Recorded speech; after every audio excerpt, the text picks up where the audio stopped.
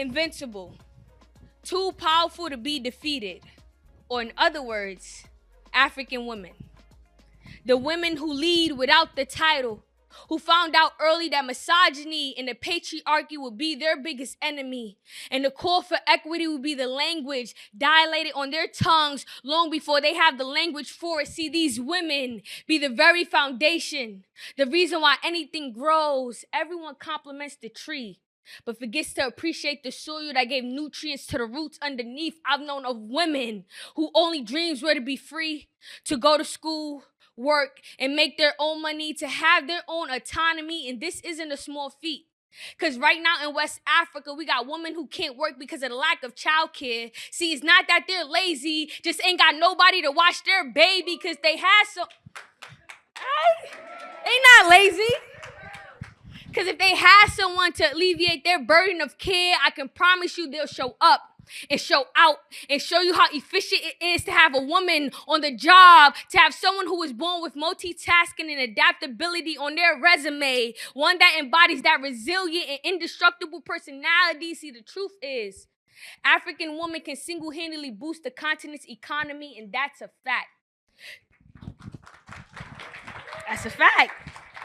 Study shows that young women in Africa can add $287 billion to Africa's GDP by 2030. That's 23 million jobs that can be added to the workplace in the next 6 years. And you can't tell me you don't see the value in that. The proof is in the pudding. There is research that supports these claims. There's African women executives and entrepreneurs breaking barriers to this day, on this stage, in this world, representing in rooms for all the young girls back home who have yet to unlock their full potential, who have yet been afforded the opportunity to soar. Investing in the force that drives this economy should be a no-brainer. Because even with all these roadblocks, these women continue to rise above, continue to bend, but never break, may fold, but never fall, because African women are invincible, which means they are too powerful to be defeated. And today, we hold the power to take steps towards a world we've never seen. But that will start with doing things that this world has never done. And that's pouring into the African woman and granting her the resources to thrive, because she is an agent of economic change, and she will be the revolutionary that catapults us into a prosperous and inclusive future. Thank you. My name is Julie Gishuru, as you've heard, and I have worked for this incredible foundation called the Mastercard Foundation for 4.5 years, and just exited recently to set up the Africa Leadership and Dialogue Institute. And what we want to do is have African conversations from an African voice, an African perspective, with the reality of our cultural norms and nuances in mind, so we truly are able to transform our continent. And what we've heard is that African women have been holding us up. Young African women are holding their families up, right from when they're little girls in the home. Everyone who's African here, I want you to think for a minute. Go back to how you grew up. Who was doing all the odd jobs in the house, right? Going to get the firewood, putting on the fire, cooking in the home, cleaning the home, looking after our siblings, supporting our parents, and it continues into teens, into young adulthood. And so, young African women are doing their part. What do we have to do to stand beside them? There's an African quote, I hope I get it right, that says, "When sleeping women wake, mountains move." Can you feel that? And all these millions of sleeping African women, young African women, can move the mountains we need to shift on the continent. And that's why we are here. And with that, ladies and gentlemen, I'm so excited to invite a young African woman from the Mastercard Foundation. She's been doing a lot of studying of this and analyzing. Esther Mariam Dassanu is the Director of Gender at the Mastercard Foundation. She's going to take us through the statistics, what we're learning, what we know, and then we'll talk about what we need to do. Thank you, Julie, and good afternoon to everybody. It's a privilege and a pleasure for me to be standing here before you. And Fanta, as well as the moderator in Nairobi, mentioned it. And I think by the time we leave this room today, if we forget everything that has been said, we will remember one thing: $287 billion. It is the contribution that young women on the continent, who represent 50% of a youth population that is growing, stand to contribute to our continent. Senator Crystal Asige, a young woman senator from Kenya, said this, and I thought it was profound for the conversation that we're having today. If all you see is all you see, then you don't see all there is to be seen. The question is, what do we see? Who do we see? Do we see the opportunities that young women stand to bring to the table? Or do we see a social challenge that we have? Because that drives two different conversations: an economic conversation versus a social conversation. $287 billion, really important to our continent's economy. 87% of this $287 billion contribution could come from advancing young women in higher nodes of the agriculture value chain. Agriculture remains one of the sectors that employs the highest number of young women. But guess what? They're at the very bottom of it. When young men are making 70 cents on the dollar, young women are making way less. Accelerating their ability to grow in sectors like manufacturing, skilled trade, wholesale retail, education, and accommodation will make such a big difference in young women's ability to contribute. However, $287 billion will not come if we're not intentional. The report that we've undertaken together with McKinsey shows that actually young women's contributions to our economy is actually on the decline. In 2000, young women contributed 18% to our GDP. In 2022, that contribution has gone down to 11%. 11%. And if we don't do anything, in a few years, I sure don't want to be standing here telling you something else. Recently, I was asked, but why is this? And why is because the first step to accessing work, dignified and fulfilling work at that, which is measured by the wage, which then is how we measure contribution, is actually very low for young women. Only 26% of girls complete secondary school. And even fewer go on to tertiary education. Now, for those of us who are standing in this room, when you went for your interview, there is something there that asks you, where did you go to school? Where did you graduate from? What kind of diploma did you get? Well, if only 26% of our girls are actually finalizing and finishing secondary education, how do we get to this $287 billion contribution? What we also see is that actually they start dropping right at the end of primary education. And something happens when they drop. 1 in 4 young women on the continent will have given birth by or before the age of 18. I met young women between 18 and 22, and it's shocking to see. She's holding one child on one side, and the other child is at her feet. And she says to us, if I had a choice, I would go back to school. But look at me. Do you see me? Where and how will I go to school? 11.4 million young women who are provided with the care support that they need would be able to go to work. 11.4 million, which means that addressing the time poverty and care challenge of young women on the continent is urgent, it is necessary, and we must act.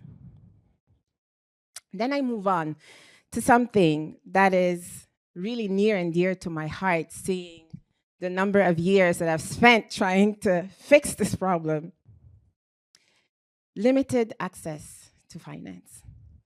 Finance, finance, finance.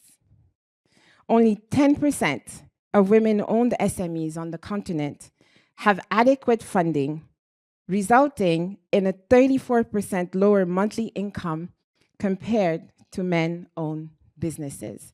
The picture is even more dire when you're looking at young women in rural areas. They're afraid of the financial system. They do not trust it.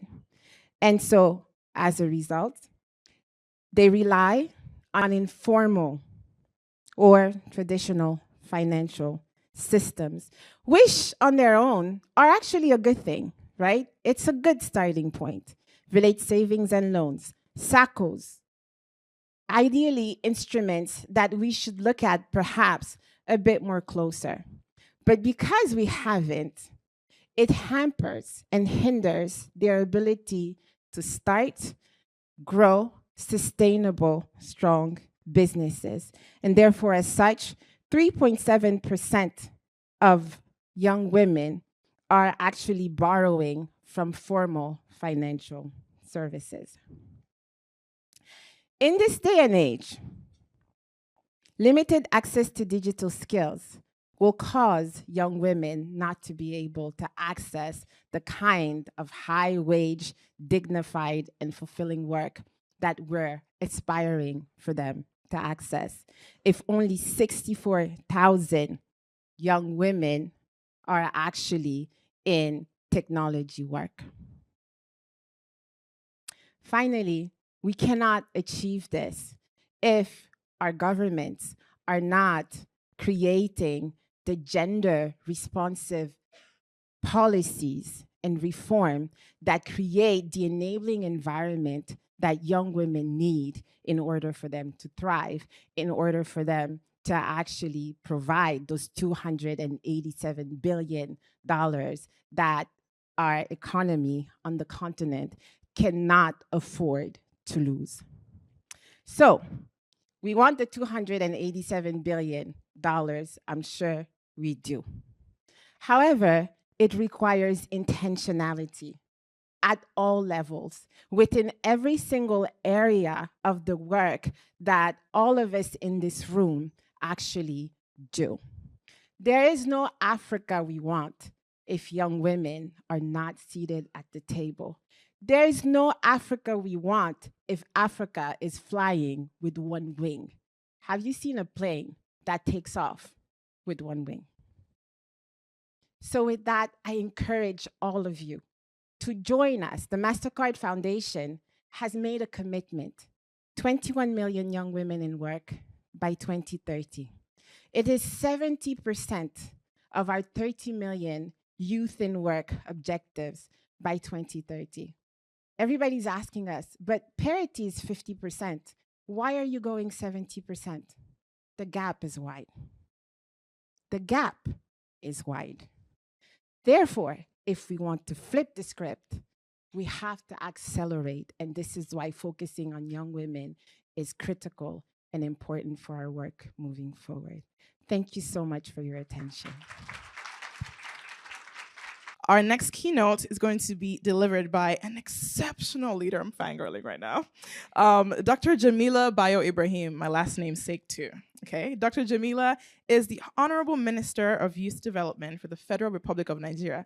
Ninjana de Karilas, okay? She's not only a medical doctor, but also a fierce politician and development practitioner. She has dedicated her life to advancing the UN global goals and making sustainable development a reality. A true grassroots leader, we love that.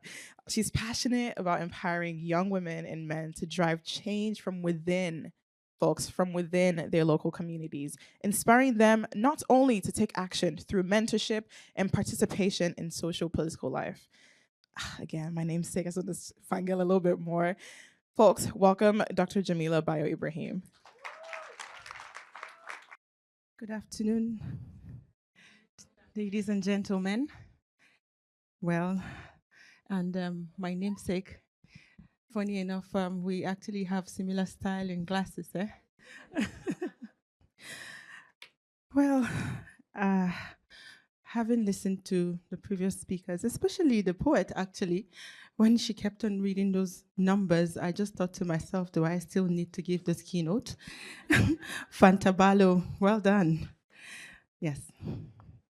Well, distinguished guests, esteemed colleagues, ladies and gentlemen, today we stand on the shoulders of giants. Throughout history, dating back to the 17th century, African women, like the fearless Agoje warriors, too powerful to be defeated.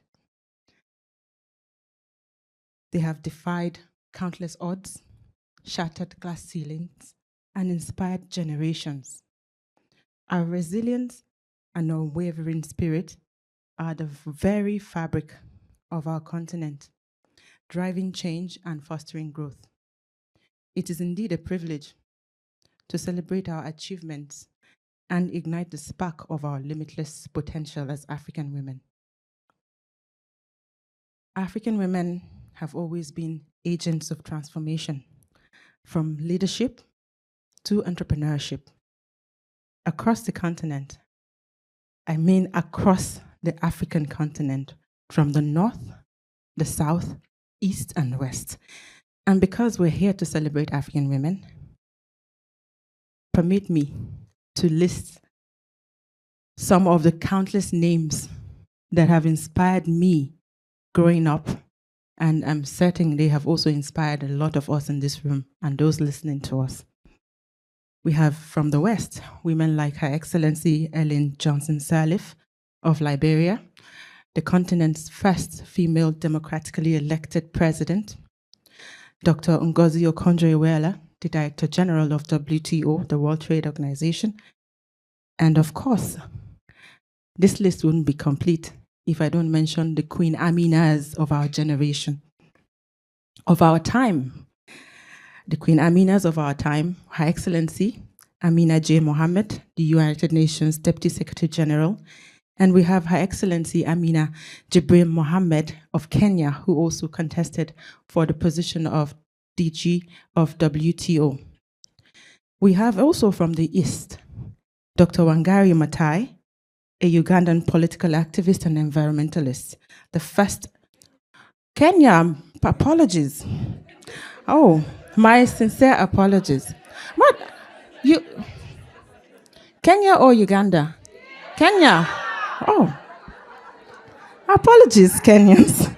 Because I followed Wangari, Dr. Maathai's story, and I don't know why I assumed. But I know she was the first African woman to win a Nobel Peace Prize. And she shared the stage at the time with also amazing, amazing women from across the world. Well, apologies once again to my dear East Africans, Kenyans. Well, from the East again, we have Her Excellency, Samia Suluhu Hassan, the president of Tanzania, who aspires, the president of Tanzania. And then from the south, finally, we have Her Excellency Netumbo Nandi Ndatewa, the Namibian vice president, who aspires to be the continent's second politically, democratically elected president, female president. In the north of Africa, we have women like Raya Mansour, the Egyptian entrepreneur, business magnate, and environmentalist. These women have broken barriers, but they represent only a fraction of our story. Across rural villages, urban cities, urban areas, and in every sector, countless women are contributing to the socio-economic development of their communities. They are the farmers sustaining local economies, the entrepreneurs creating jobs, the leaders advocating for social justice and inclusion, and they are the managers of our homes. Despite these contributions, much of their potential remains untapped. Today, I would like to focus on how we can unlock that potential, and I'm grateful to the previous speaker, Esther, for also setting the tone for my address. The reality is that while African women drive growth, they face significant barriers, such as lack of access to resources, majorly finance, education, and most importantly, access to healthcare. Africa's GDP reached $3.1 trillion in 2022, but young women only contributed 11%, like we already heard, which is sadly a decline from 18% that was recorded in year 2000. So are we making progress or are we declining? Female unemployment rates continue to remain higher compared to their male counterparts, and many young women are neither employed nor in education or training. This is not just a loss for women. It is indeed a loss for our entire continent. But we have the power to change that narrative.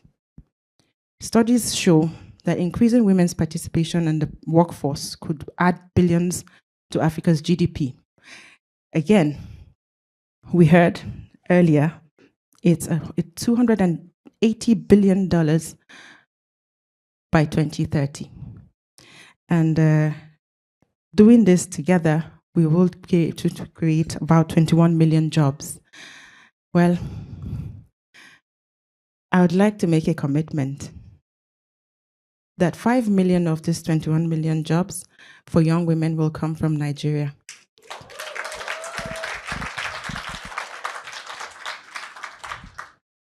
We have a target to create 10 million jobs, but because we also know that inclusion is an important, our young women inclusion policy for all programs and initiatives is 50%. So they must have equal opportunities as the young male counterparts. And that means if we're creating 10 million jobs, then half of those jobs have to be young women. So when women succeed, their communities thrive, poverty declines, and economies prosper. Empowering young women to fully engage in the economy is not just a moral imperative, it is essential for Africa's future. So speaking of empowerment, we also said that governments must play a role to be intentional, like Esther said. In addition to our 50% inclusion in the programs and initiatives of the Ministry of Youth Development, we also have secured the presidential approval to implement a 30% youth inclusion in governance. And this also captures an equitable inclusion of young women at decision-making tables. So without young women at the table, I do not think we can make this progress. We cannot actualize this goal or this dream that we all aspire to achieve. So we hope to bring more young women to decision-making tables to promote the interests and advance implementation of policies that greatly impact young women. Well, we also know that education is a fundamental step that we must achieve. When young women stay in schools, they become powerful agents of change. And education is the foundation of every prosperous society, and it equips young women with the tools they need to succeed in today's economy. We must invest in policies and programs that ensure girls have equal access to education, allowing them to develop the skills needed to participate fully in the workforce. We also need to accelerate financial inclusion. Women must have access, equal access, to banking credit and investment opportunities. And studies have shown that women are more bankable than men. No?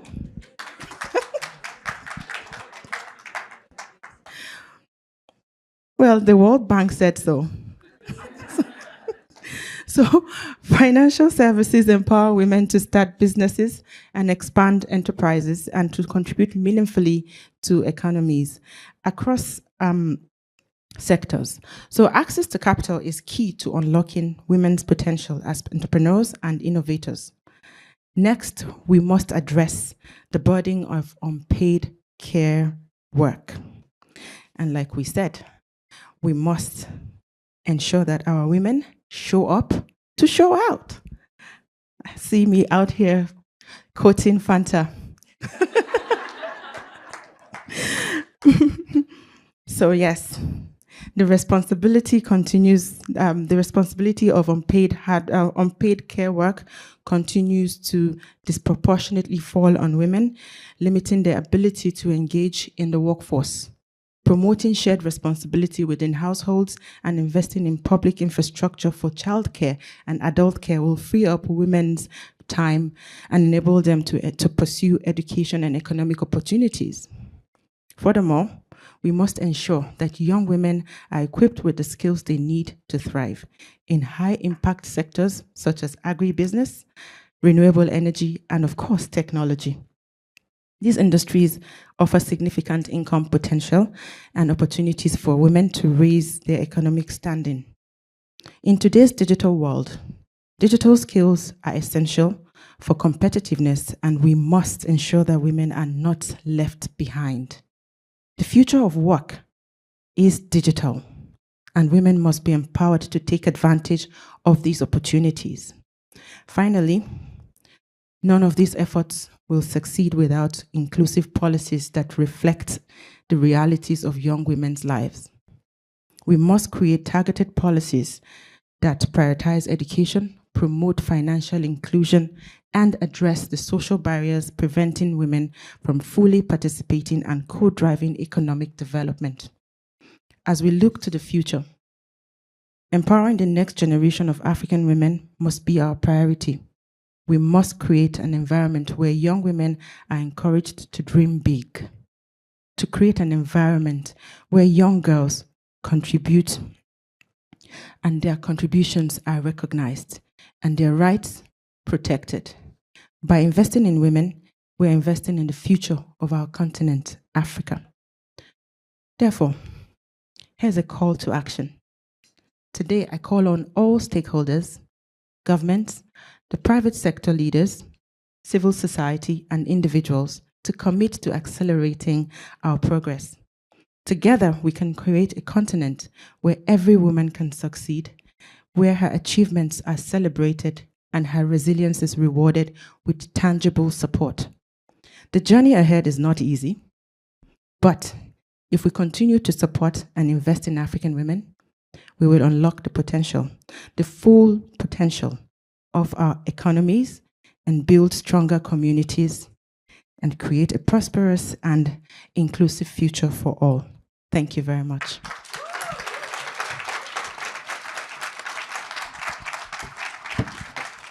I'm going to be calling up someone really, really cool who's all about storytelling and media. I am honored to introduce a dynamic force in media policy and storytelling.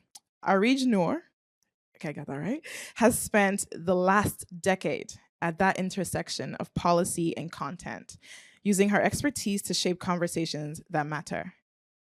Her energy, her vision, and an unshakable belief in what's possible reminds all of us that we're architects of a better world. Origi's voice as a writer has resonated globally, with her work appearing in Vogue Arabia, Times of India, and Harper's Bazaar Arabia. Not just content with shaving narratives, she founded Statement Films, a woman-led startup that connects African and diaspora women filmmakers within the global market. Please join me in welcoming Arij Noor. Hi, everyone. It's an honor to be here with you today. As a child, my proud Somali mother, who's here today, used to say to me, "The sky is not the limit. It is the floor you walk on." Imagination was the currency in our household, and it took me far. A stellar education, a solid career in policy and media, and then the culmination of my dreams, founding Statement, a media company that champions film and television created by African and diaspora women. When we launched Statement in 2020, the films of African women were competing at top festivals around the world, and streamers were spending record amounts on international content. Our early stage companies secured partnerships, investment, and support. The world was hungry for African stories. The ingenuity, talent, and creative capital of our filmmakers was undeniable. The skies were open. As a young Somali American woman, I could think of nothing better than dedicating day and night to futures authored by African women realized on screen. And while the work of building a young entertainment ecosystem in an emerging market was never going to be easy, the last few years have presented headwinds even I could not have imagined. Reports and statistics commissioned by management consulting firms and multilateral institutions tell an optimistic story, to be sure. For example, you've probably heard, by the end of the decade, it's estimated that African entertainment and the telco industry will be worth more than $80 billion a year. That's just one of many recent studies rightly validating the business case, but here is my contention. If these projections don't actually motivate the decision makers who control access to capital or unlock what is necessary to build the infrastructure required, then what's the point? The fact is that once the rise of African film and TV narrative lost its novelty status, what we were left with was a lack of imagination, excessive risk assessments, institutional gatekeeping, persistent unconscious bias, because after all, we're talking about Africa. It's true that globally the entertainment industry has experienced a downturn recently. But what else might be going on? For years, my work has lived at the intersection of African entertainment and American financing, studios, and investors. And the uncomfortable truth that has asserted itself repeatedly along the way is that the US investor mindset toward Africa is still mired in charity and aid-based thinking. How many of these investors still picture Africa, perhaps unconsciously, through the lens of a 1980s relief commercial, focusing on images of starving babies? This is a no judgment zone, but some people need to sit with that. It's high time to shift that perspective and register that the Africa of 2024 is a continent rich with diversity, innovation, energy, rhythm, fashion, flair, vibes, color, athleticism, cinema, stardust, life.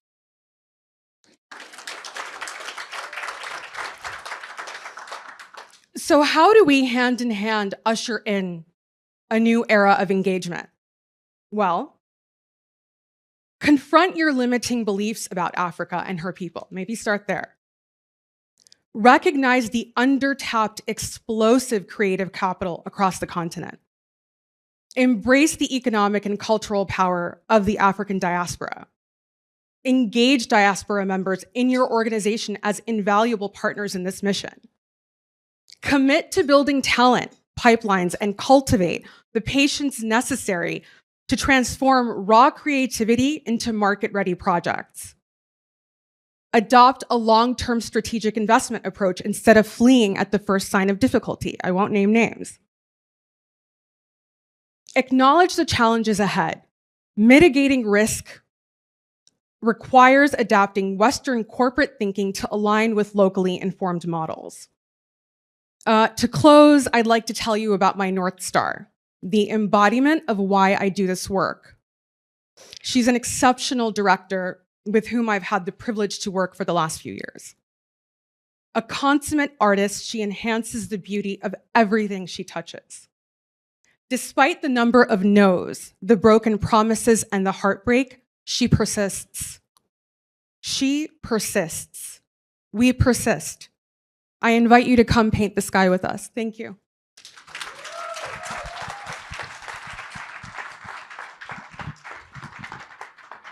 The conversations are warming up, right? So we're gonna keep it going to introduce an absolute powerhouse, okay, folks, a powerhouse. They say you should never meet your heroes, but I always say you absolutely should because they are incredible and they're dynamic and you always would hear and learn something from them.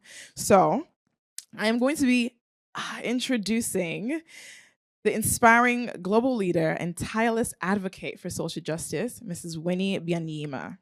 As the executive director of UNAIDS and the United Nations Under Secretary General, Ms. Byanyima has dedicated her life to fighting for gender equality and the right to health care for all. Her leadership in the global effort to end the AIDS epidemic by 2030 is driven by the profound belief that health is a human right. Health is a human right. And she has been a fierce advocate for a people's vaccine, ensuring that life-saving vaccines are accessible to everyone, everywhere.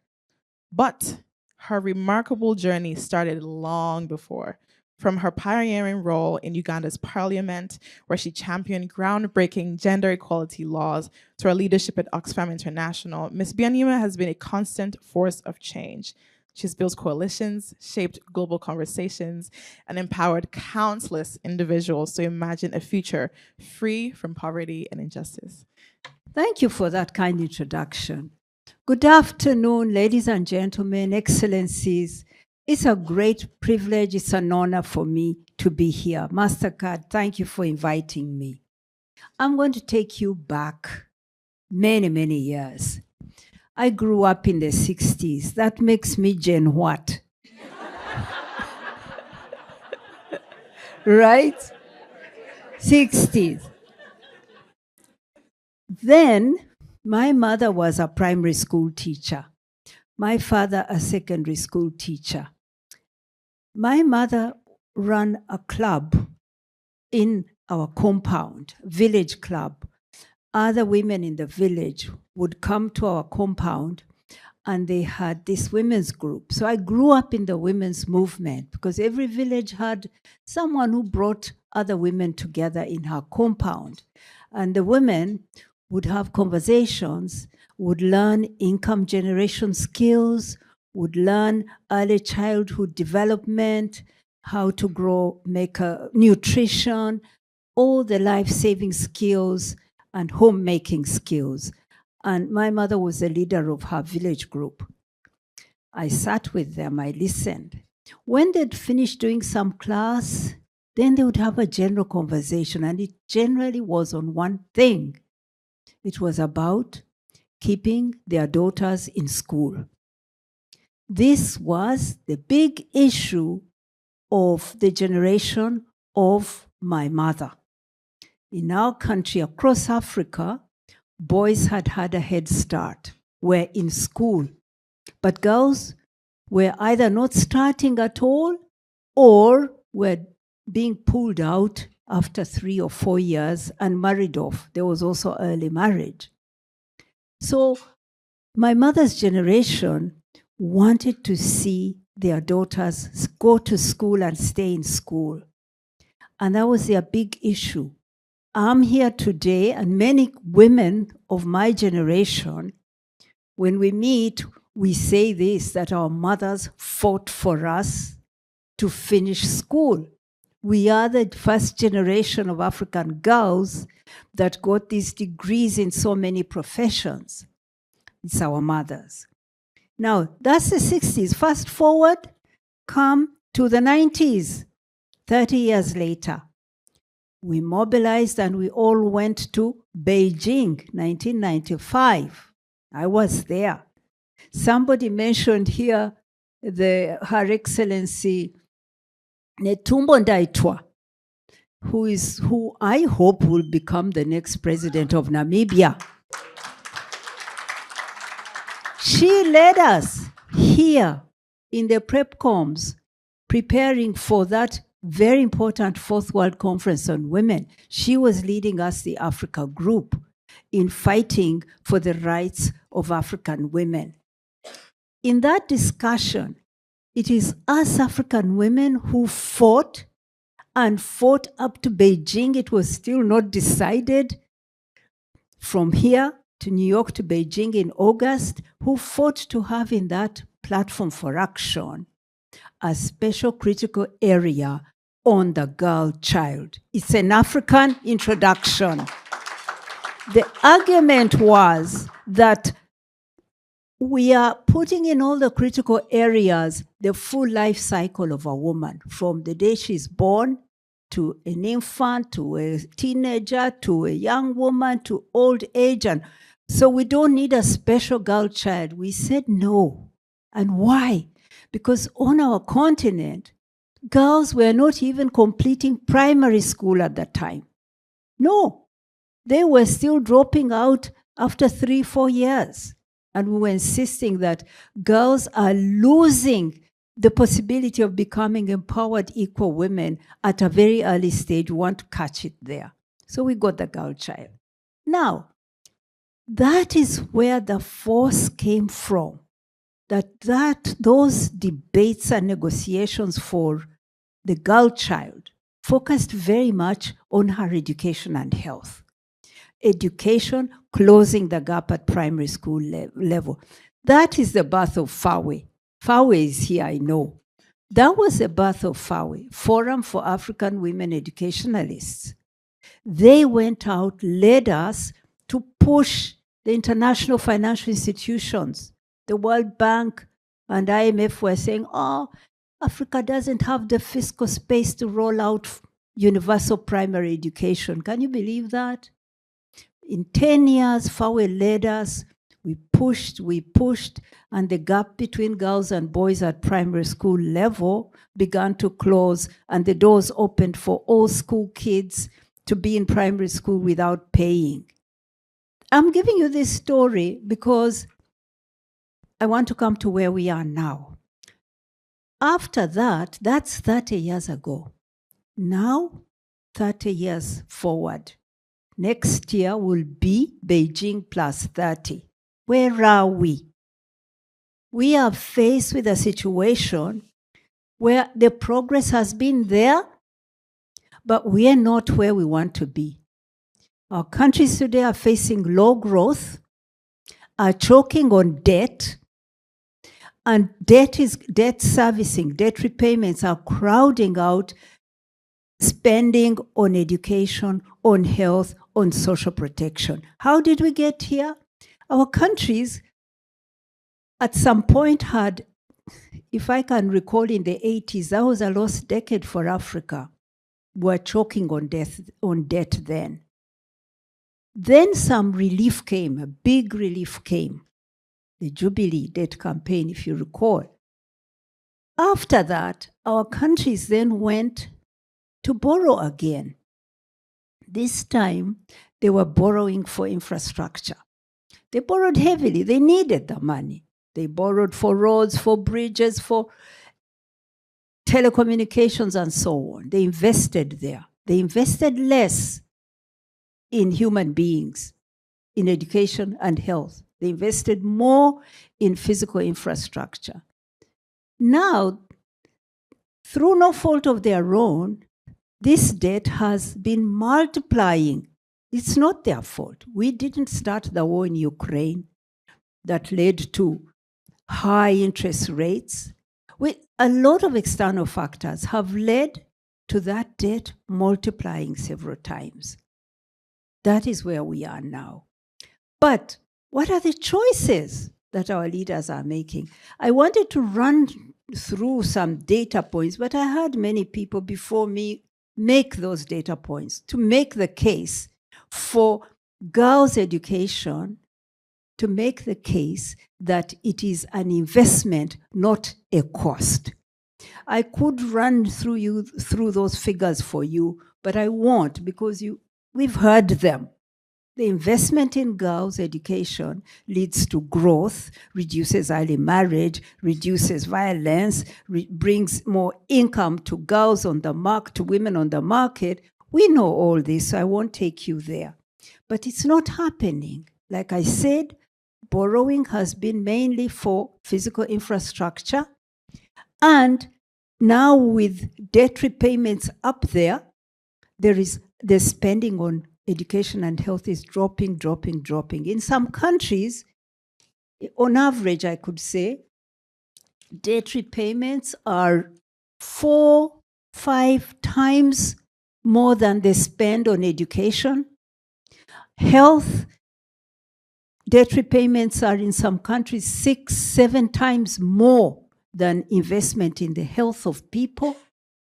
At the height of the debt crisis in the 80s, President Nyerere, our great leader, Mwalimu Julius Nyerere, posed the question. He said, should we really let our people starve so that we can pay our debts? He posed that question. We have to ask the question now. How long will we keep negotiating for debt relief? Because every day that we don't get it, a child is not in school, a girl is married off early, a life is lost. We need to get this debt relief quickly and substantively so that there is space for a country to invest in its people, while also, and don't get me wrong, this is not about debt forgiveness. No.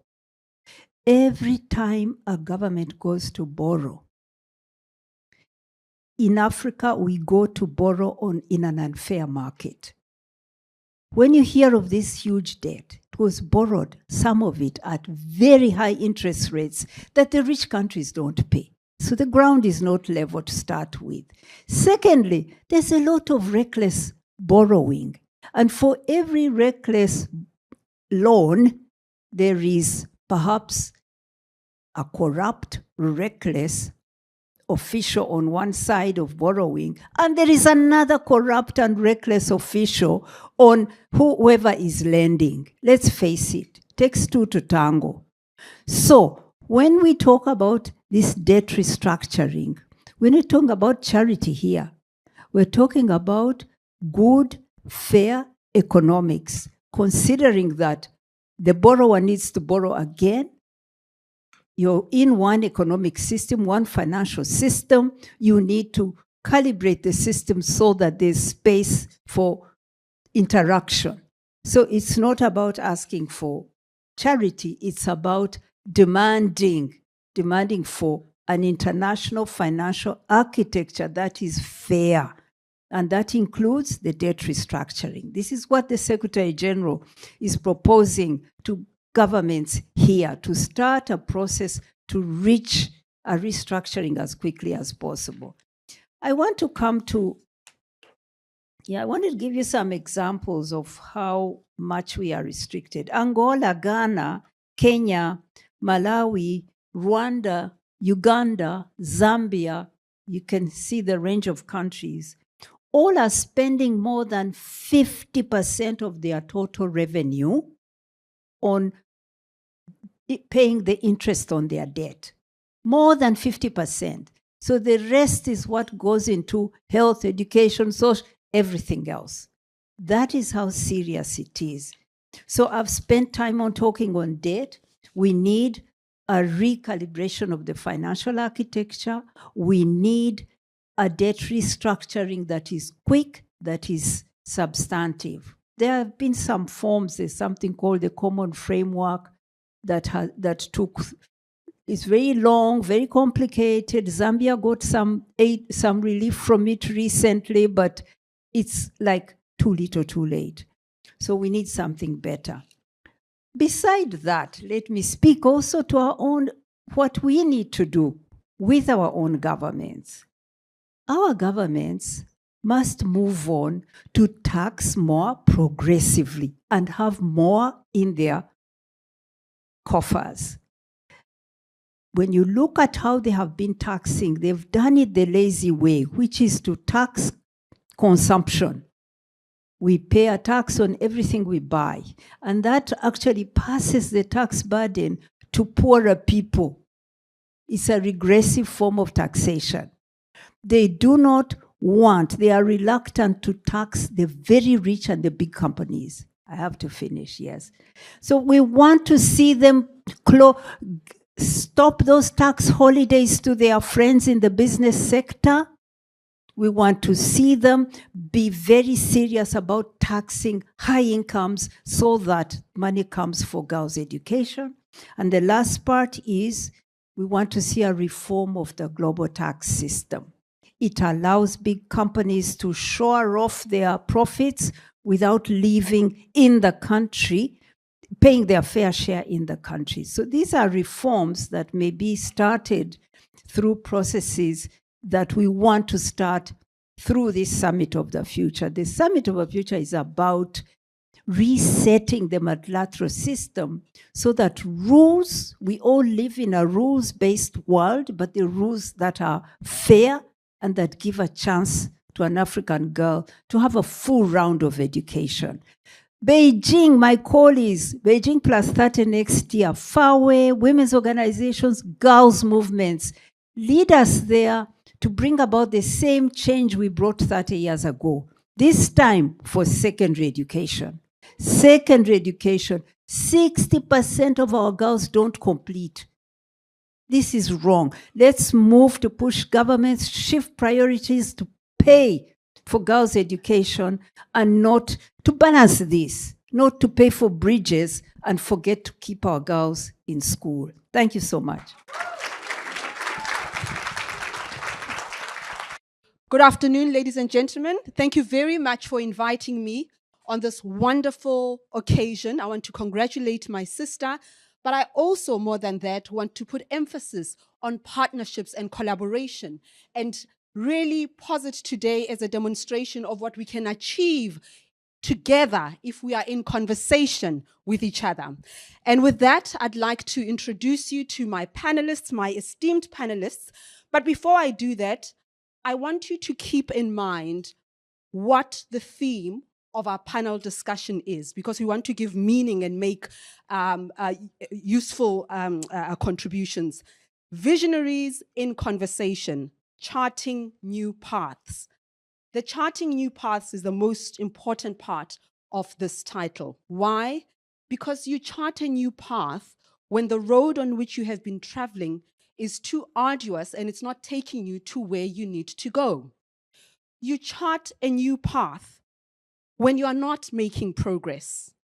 Dr. Winnie, you spoke about progress has been made, but we are not where we ought to be. So the moment has come for us to chart a new path and find other avenues to get us where we ought to be. Help me welcome Dr. Jemima Njuki, Chief Economic Empowerment, UN Women.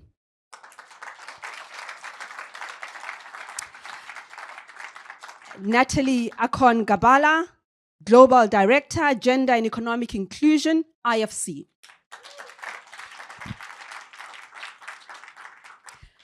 Last but not least, Denise Laurent Menti, Executive Director, President's Advisory Council on African Diaspora Engagement in the United States. Okay, we're not going to waste time with this. Sit wherever you wish to sit. And then let's get the conversation going.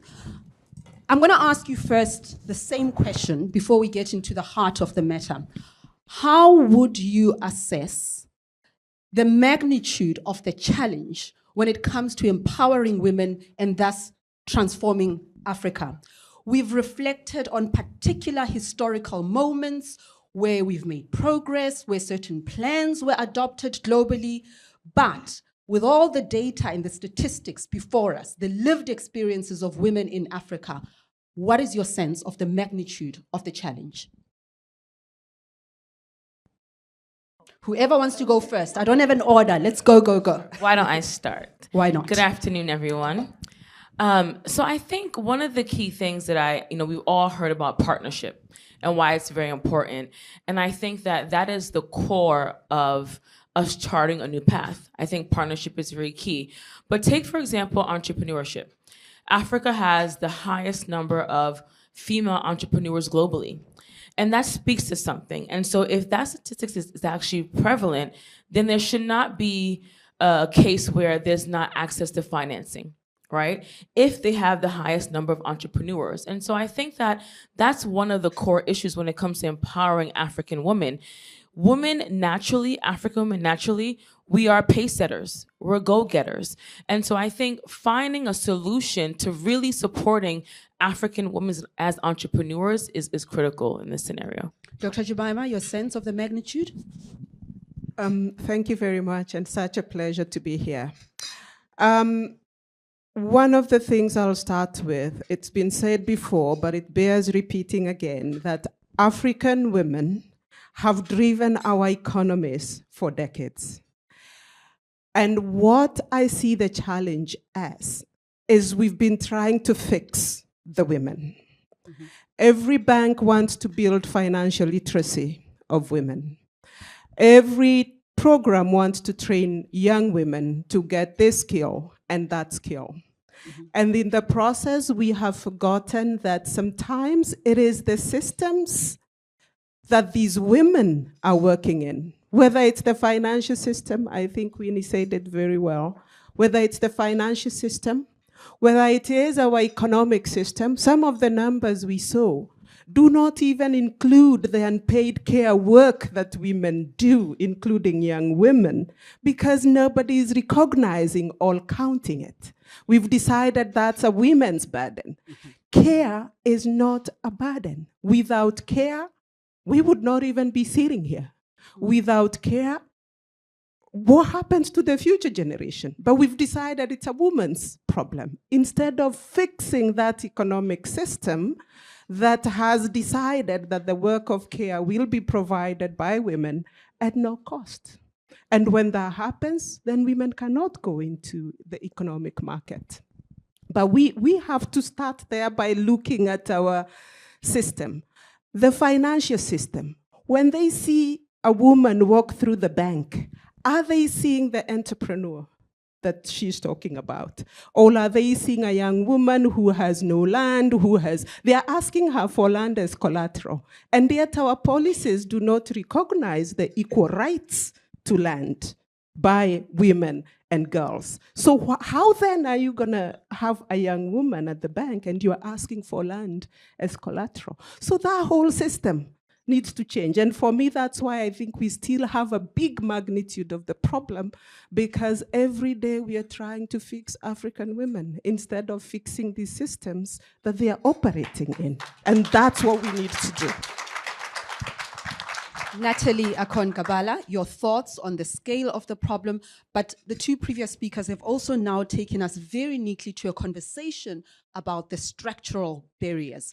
Can you add your voice to that as well? So first, on the scale of the problem, I think the Mastercard Foundation has understood the scale of the problem. It's about 50% of the African population. It's about where are the pockets of growth when you look at the state of the world today. Who is going to drive the economy in the world? And the young woman is at the center of it. So we can't afford not looking at this problem, because she's the driver of the economy for the world tomorrow. Now, in terms of the critical barrier, I always I'm a financier. I've spent all my career in finance, but for me, looking at the problem of finance is like looking at watching a movie and arriving at the end of the movie without having watched the beginning of the movie.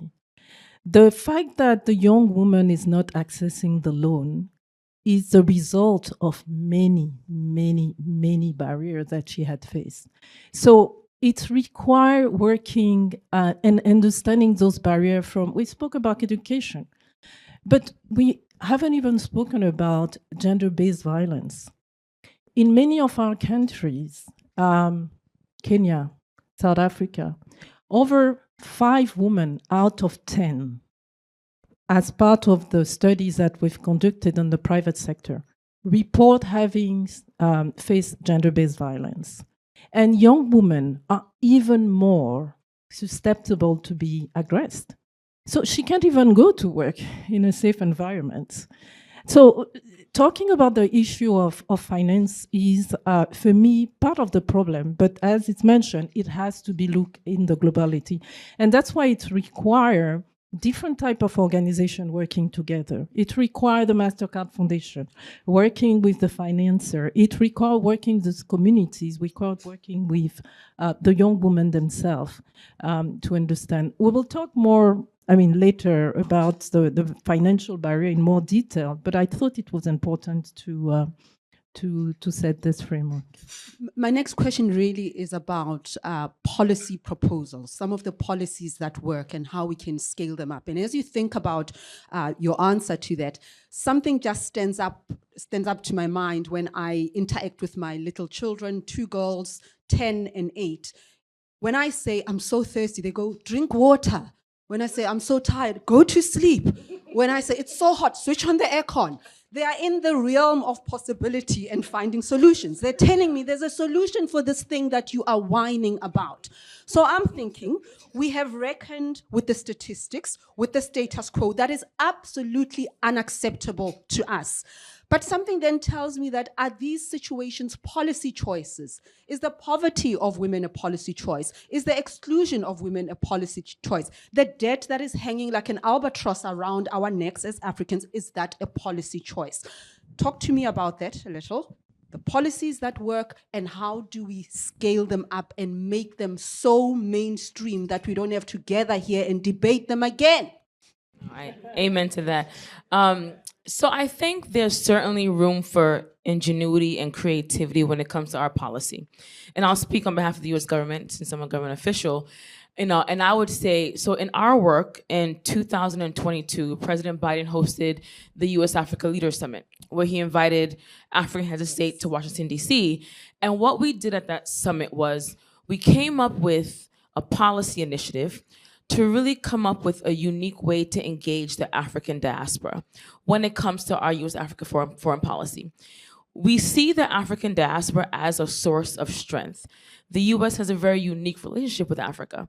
And so you're Ghanaian American, Nigerian American, Cameroon American, I think that they can play a unique role when it comes to this partnership aspect of really helping to empower women, empower youth, empower entrepreneurs, et cetera. And so engaging the diaspora for us is, for us, really a new path, right? A new path that we have chartered to really employ our Africa policy. And so now we have this council where we recommend, when it comes to different agencies in the U.S. government, how can we engage the African diaspora to really move forward, whether it's empowering women or empowering youth, right? And I always say something, every year we come to to New York for UNGA, and we have several meetings, several conferences. And I always say, when it comes to women, if you're not at the table, you're on the agenda. You're on the agenda. And so for me, I love conferences like this because we're not only on the agenda, but we're also at the table. And at the table is really a lot of our African diaspora. And so we're at a place where, when it comes to our policy, we can no longer think in terms of simply doing things in Africa, but what can we do with Africa? Partnership is critical and partnership is key. And the African diaspora, when it comes to our policy, I think is a very creative way to engage our policy. So strategic partnerships, and I saw you shifting there, Dr. Jemima. Something tells me you feel passionately about this. Go for it. No, I wanted to mention three key things that I think we must do and that we have started to do at UN Women, given our mandate. We got a beautiful mandate that includes normative work around gender equality, coordinating the UN system, and then working on the ground with policymakers and women rights organizations. The first one is on care. And what we're doing is making sure governments have policies on care, national policies and strategies on care. We have two beautiful policies in Africa that we've started with in Kenya and Cape Verde. We are working with the Africa Union to make sure that this is across the whole of the African continent. We've done this in Latin America. A lot of countries now have their policies on care. So that work is recognized. It enters the calculations of countries' national statistics so that there is public investments on care. Part of that is doing analysis to show that this is not just a cost. I really liked what Winnie did.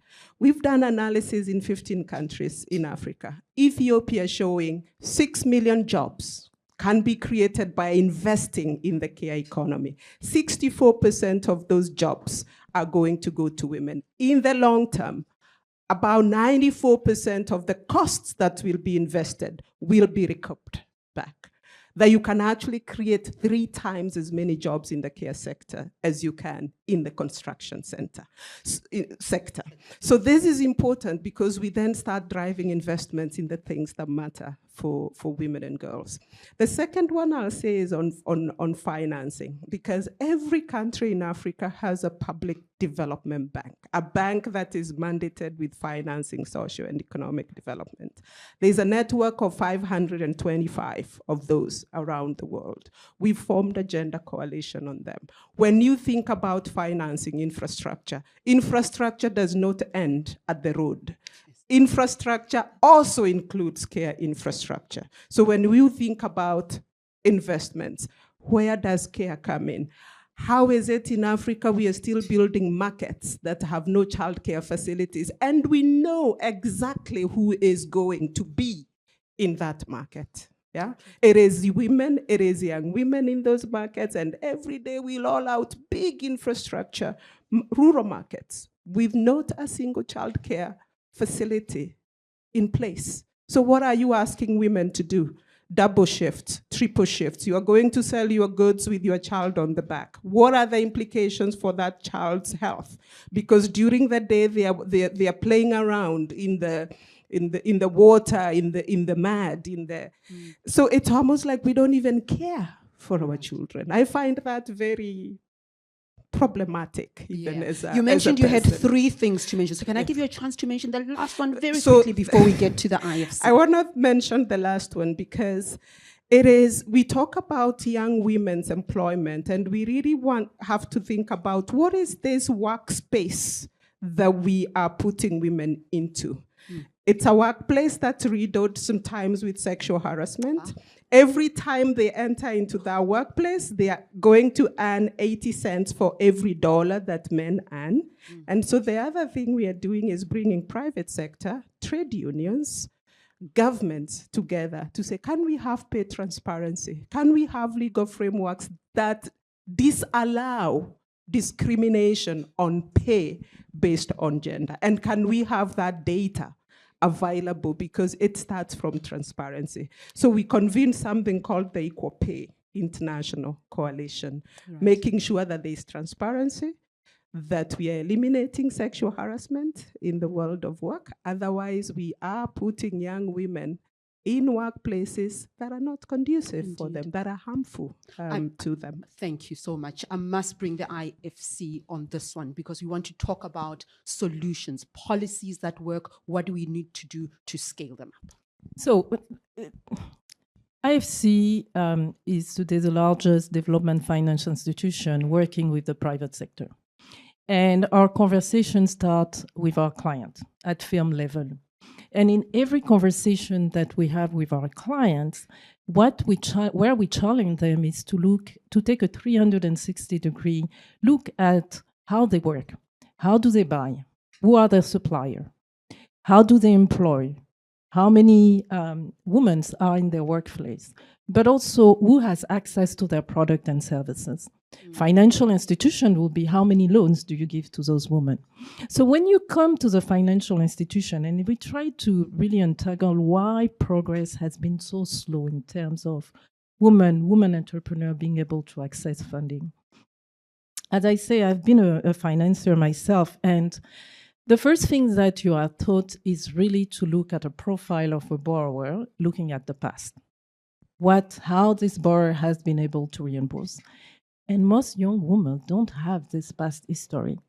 But at the same time, and the fintech company has taught us to do that, in reality, what makes a borrower reimburse is not the past. Yes, it's its financial strength, but it's also the character of the borrower. I mean, does he want to reimburse or not? Some of the richest people in the world don't reimburse. So we spoke about the resilience of this young woman and the resilience of women in general. And I think this resilience makes them a better borrower later, because they are determined, they are focused, etc. But today, none of the financial model and the risk analysis, some fintechs are more visionary and start to look in that space. I've really embedded those. And I think this would really change the approach of financial institutions if they were to give a weight on that character of a borrower for women. The second point is the granularity of small women entrepreneurs. They operate at small scale. So it's very difficult for any financial institution to aggregate those small scale and understand the wallet size, the opportunity. Because reaching women at small scale, it's expensive in the delivery model. So any platform, and again, we'll talk about digital and how digital can revolutionize. For me, it's really an opportunity to work with those digital platforms that have the ability to aggregate and show the scale of the opportunity that this market really represents. Lastly, it requires also intentionality in the design and the tailoring of the product for those women entrepreneurs. Really understand where they are in their journey and being able to provide the financial product that are appropriate for those women. Let me acknowledge that I didn't do justice to your expertise, to your heart, to your passion, but I hope that you will forgive me because we are at time. I must appreciate you for the honesty and the authenticity you brought to our panel conversation. And even though there are so many other questions that we had planned that we didn't delve into, I'm sure that they will be answered in other panels, in other conversations, and even after we've wrapped up, we will interact with each other. Thank you so much. Hi, good afternoon, ladies. My question is about something that each of you said, and that was, my name is Chidi Blyden. I'm the Deputy CEO at the Millennium Challenge Corporation for the United States. I'm a colleague of Ms. Laurent Manti. My question is about something each of you sort of hinted on, which is meeting women where they are. And I've experienced a number of women who are either looking for small financing to be able to do something in maybe the textiles industry or something that doesn't require $500,000 loan, but just finding those low capital, or it's something in the middle where it's about 100,000. So you're either on either end of the spectrum, either it's a really small grant or it's something in the $5 million range. How can we maybe close that gap of meeting women where they are when it comes to financing, and also allowing people to be themselves and not be shifted or transferred into I think Dr. Jemima said this around trying to fix the women. They have a business, their business is working. How do we create financing options that allow us to meet women where they are? Thank you. Okay.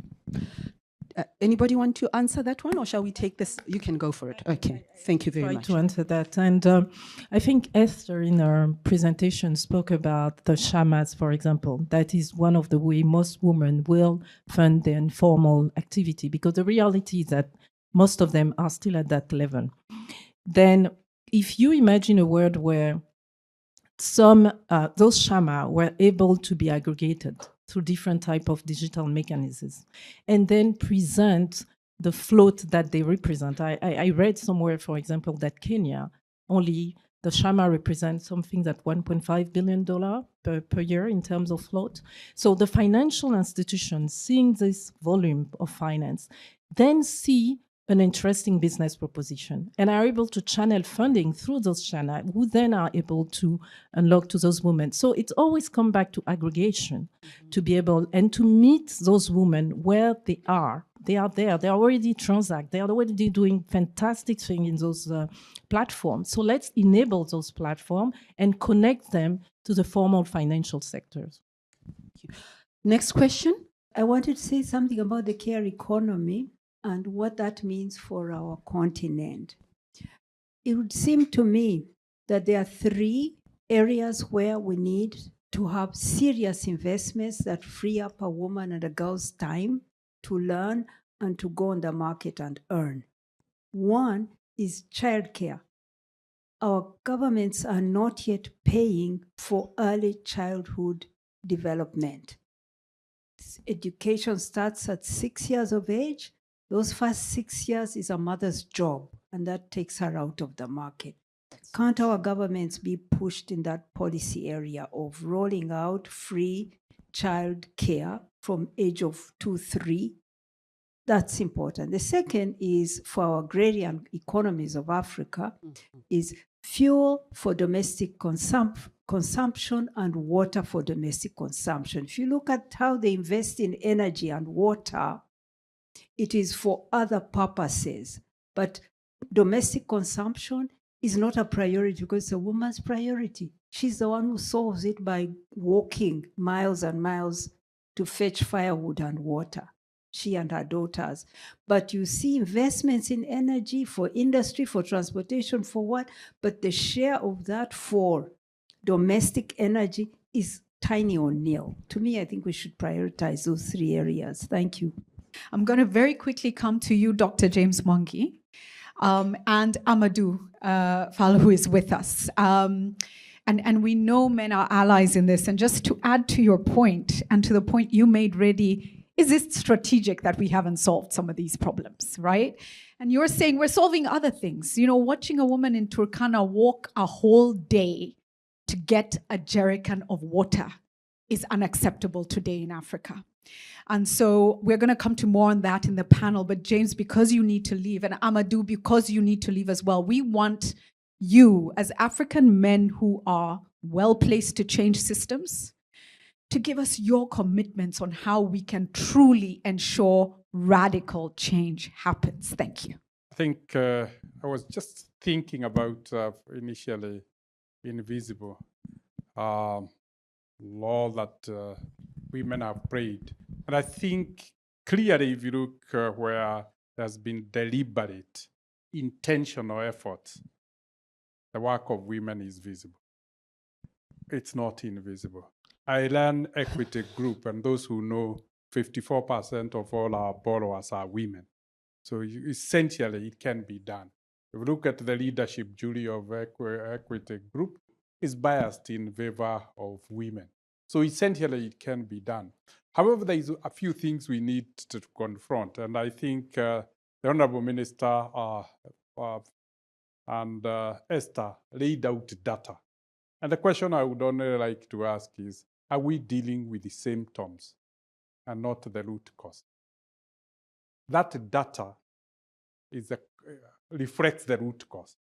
But what we keep on talking about is the symptoms.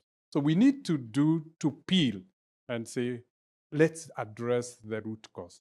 And fundamentally, the root cause is like getting girls drop out of school. That is the real root cause. Because we said only 26% of girls finish Form 4.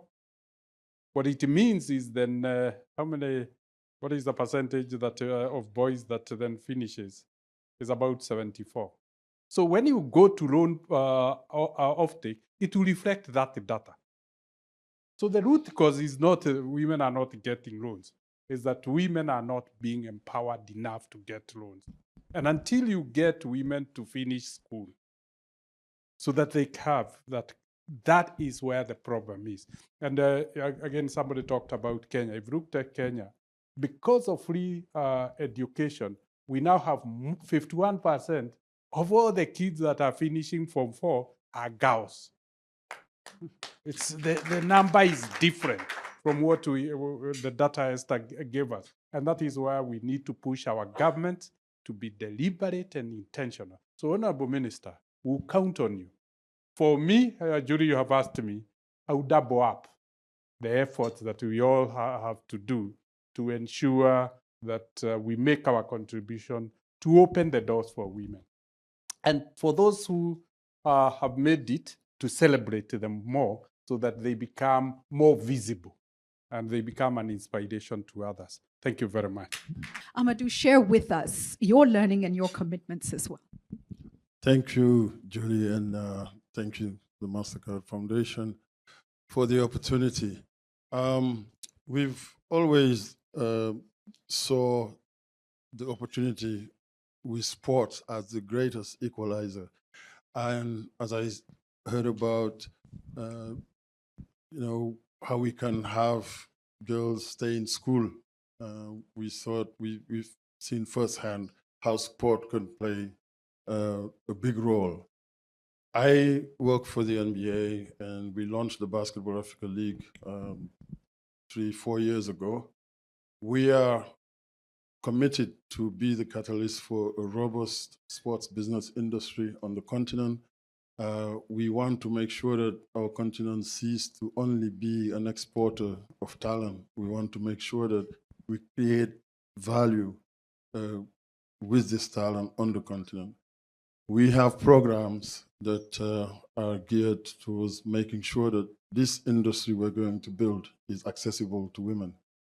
Today, in our just staff, we have close to 70% of our staff is made up of women. We don't have a women's league yet, but the women are driving the agenda, and this is only a start. We know what the sports and entertainment industry contribute to global GDPs, and mostly in countries in the West. We count for a very, very small, minute percentage in Africa, but yet we are the provider of most of the talent. We are changing this narrative. We have a product now that is globally recognized. We're only scratching the surface, but we are very, very intentional in making sure that women and girls are on the driver's seat. What you saw 2 days ago, SEED is a program we launched 25 years ago. It's great to see Fred Swanica here, who's on our board. We started with just boys, and it's an outgrowth of my story. I stumbled into basketball. I was offered a scholarship to come here and go to school and play the game. We wanted to replicate the idea of the student athletes starting in Senegal, and when we have young people from all around the world. There was a group of ladies that would come watch practice, the boys practice every day, and they hear me preach education. You gotta take care of school. That's even more important than playing the game. The game is just the hook, and a couple of years later, a group of them came. They literally cornered me with the transcripts. Hey, we love the game, we're doing well. And I look at the transcripts, straight A students. We started right there and then. We had no business plan, and Fred knows this. We're still paying for it, 20-something years ago. There was a young lady there who is now at Morgan Stanley. He was part of the first cohort. Went to school, they get their master's degrees. I was saying that I went to see, there was a tournament in Kigali not long ago, Women's World Cup qualifiers. The national team of Senegal, I saw 6 young ladies who went through our program. They went here, they studied, they got their master's degrees. These ladies working for Morgan Stanley, they are others, they are entrepreneurs, they want to start businesses in agribusiness, and they are still continuing their professional basketball careers in different parts in Europe. But they're all committed to going back home and giving back to the next generation. So I see sport as a conduit, as a vehicle to continue to inspire young people, but definitely to give access to this industry we're looking to build for young women and girls. Thank you. Thank you very much, Reddy. This is really just speaking to financial inclusion of young girls. We have we have a mandate to establish 2 funding mechanisms for young people in the Ministry of Youth in Nigeria. The Youth Investment Fund is one, and then the establishment of the Youth Development Bank to address the unique financial needs of young people when it comes to developing enterprise and breach the gap of access to finance. And I see that Natalie is really, it resonates with Natalie clearly, and really you are the focus of my question while commending other panelists, and I hope that soon we will get to have more conversations with you. But I want to make a proposition to you, Natalie. How can you work with us to co-create a program unique to young girls to see how we can have a robust intervention when it comes to inclusion of young girls that is impactful? Because in the past, governments have tried, but they haven't done very well. So we need to sit with you and explore the possibilities of having a successful intervention for young people, young women, especially when it comes to inclusion, financial inclusion. And this is also a challenge to Mastercard Foundation because at the moment we don't have enough resources, so we don't know if we can afford you, but then we need the technical. Mastercard Foundation is a challenge if you pick up the tab of consultation with Natalie. We would really appreciate that. Thank you very much. Nigeria is actually one of the country that, so the World Bank Group launched its new gender strategy. And Nigeria is one of the countries that has been chosen as part of a list of certain countries to fast track the implementation of the gender strategy. And IFC is working also with the World Bank to look at Nigeria more particular. We already have a peer learning platform with all the leading private sector corporate to look at gender and how we can advance. And we have a number of banks on that platform. So there is something that we can discuss necessarily. I'm going to go on to introduce someone coming up. It is my pleasure to introduce a pioneering force in Africa's innovation landscape, Thembiso Magajana. Recognized by Forbes Africa as one of the leading women driving technological advancement, Thembiso is the founder and CEO of Social Coding and Avery in Africa. Her mission? To bridge the digital divide in rural communities and empower women and youth through technology and entrepreneurship. A thought leader and a change maker, Thembiso has been honored with numerous accolades, including the Centam Social Entrepreneur Award and the prestigious Margaret Hirsch Heroine Award. Her work has directly impacted over 15,000 young people, equipping them with essential digital skills and opportunities for the future. Please join me in welcoming the inspiring Thembiso Magajana. Honorable guests, ladies and gentlemen, good afternoon. Sophie, you mentioned earlier that your mom was live streaming, and just before I got on the podium, I received a message that 50 of the young women that I work with walked 6 miles to the nearest school where we've set up a computer lab to stream this session.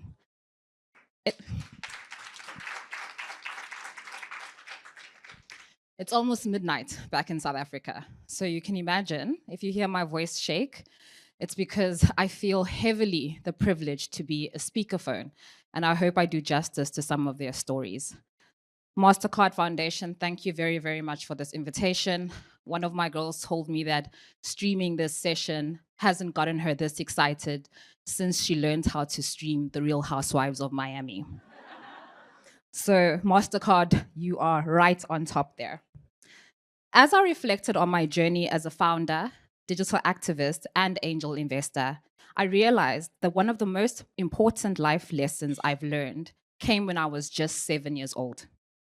It's a lesson that has shaped how I view equality, justice, and the cost of creating meaningful change. Growing up, both my parents were freedom fighters, and when the struggle ended in South Africa, they went on to work for the same company, doing the same job. But my father earned more. My father continuously tried to advocate for equal pay for my mother, but was told that it was just not company policy. When he realized that no matter how hard my mother worked, she would never be paid equally, he made a decision that would change everything. He voluntarily gave up a part of his salary every month to ensure that my mother earned the same as him. He did it not as a grand statement to the world, but as a quiet act of rebellion, an act of love, and a profound belief in fairness. My father understood something that has stayed with me throughout my life. It costs something to move the agenda of women's empowerment forward. Years later, I left a cushy job in investment banking and founded Social Coding, a nonprofit dedicated to digital democracy in rural communities. Our mission focuses on relevant skills training, access to internet infrastructure, and creating income opportunities, all with the women from these communities at the forefront of our programs. But building this organization has not come without sacrifice. I remember traveling from village to village with little to no financial backing and staying in conditions that most people would not tolerate. I did it because I knew these young women deserved the chance to learn, to thrive, and to lead. I gave up financial security, personal comfort, and precious time with my own family because I believe that the future of Africa rests in the hands of its women. As we know, only 26% of girls complete secondary school, and just 8% enroll in tertiary education. For girls in rural areas, the barriers are even greater. Cultural expectations, a lack of infrastructure, and economic pressures work against them. Studies also show that failing to educate these girls could lead to billions of dollars in loss of GDP across the continent. But this isn't just about economic growth. It's about justice. It's about giving women the tools they need to rewrite their futures. It costs something to move the agenda of women's empowerment forward. I am not alone in paying this price. Women like Nandi, who is watching me right now, a mother from a rural community in South Africa and one of our first graduates of our training programs, exemplifies the sacrifices being made. Nandi rises at dawn every day to ensure that her children are fed and taken care of, and then she spends the rest of her day walking through the village talking to parents, convincing them to send their daughters to our digital programs. She could easily focus on her own family, for her own survival, but she knows that these girls, these future leaders, are worth fighting for. She is giving up time and energy, knowing that she may not see the fruits of her labor, but she does it anyway, because she understands that it costs something to move forward the agenda of women empowerment. And then there's Balesa. Balesa started as one of our students, a bright, ambitious young woman. She could have taken her skills, moved to the city, and built a life far from the challenges of her rural community. But she didn't. Balesa chose to stay because she knew that real change happens where we invest where it is hardest. She gave up opportunities for personal growth to lead other women through our programs. Balesa sacrifices her own dreams to ensure that young women in her village have a better future. She understands what many of us often forget. It costs something to move forward the agenda of female empowerment.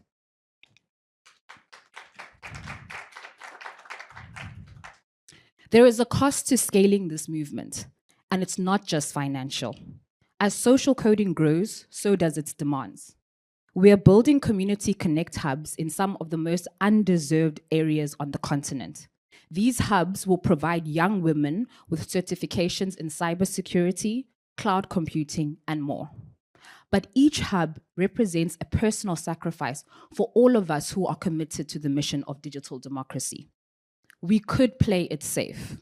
We could stay small, but we choose to stretch ourselves, to risk failure, and to push past our own limits because we believe in something bigger than ourselves.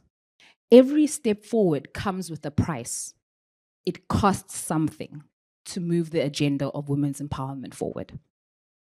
But the costs are not borne by us alone. The young women in our programs pay a price too. These girls face cultural resistance, financial strain, and for some, the heavy burden of being the first in their families to dare to dream of a different future. They know that their empowerment isn't just about them, it's about breaking generational cycles of poverty and oppression. Like the women who have come before them, they are willing to pay that price because it costs something to move the agenda of women's empowerment forward. It cost my father something to ensure that my mother was paid equally. It cost me something to build social coding.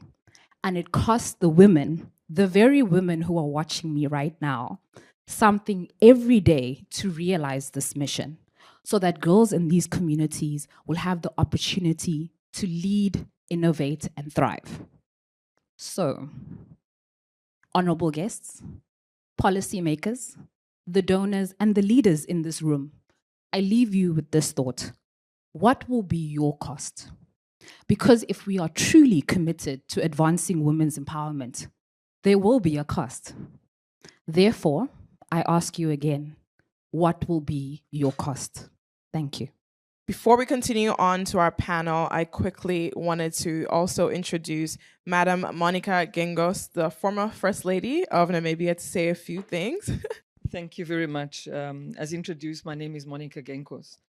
And when I listen to some of the data points that were being mentioned, I get worried because it reminds me of another report, the 2024 Gender Index report that asks, is a gender equal future in crisis? Because what it says, and it's a 2024 evaluation, is that many countries are not only stagnating, they're also starting to move backwards. And within the backlashes and the anti-gender campaigns, we're seeing really deeply rooted biases against women. But the data sets that do bother me relate to adolescent girls and young women. The one that bothered me the most, 1 in 4 globally have given birth by the age of 18.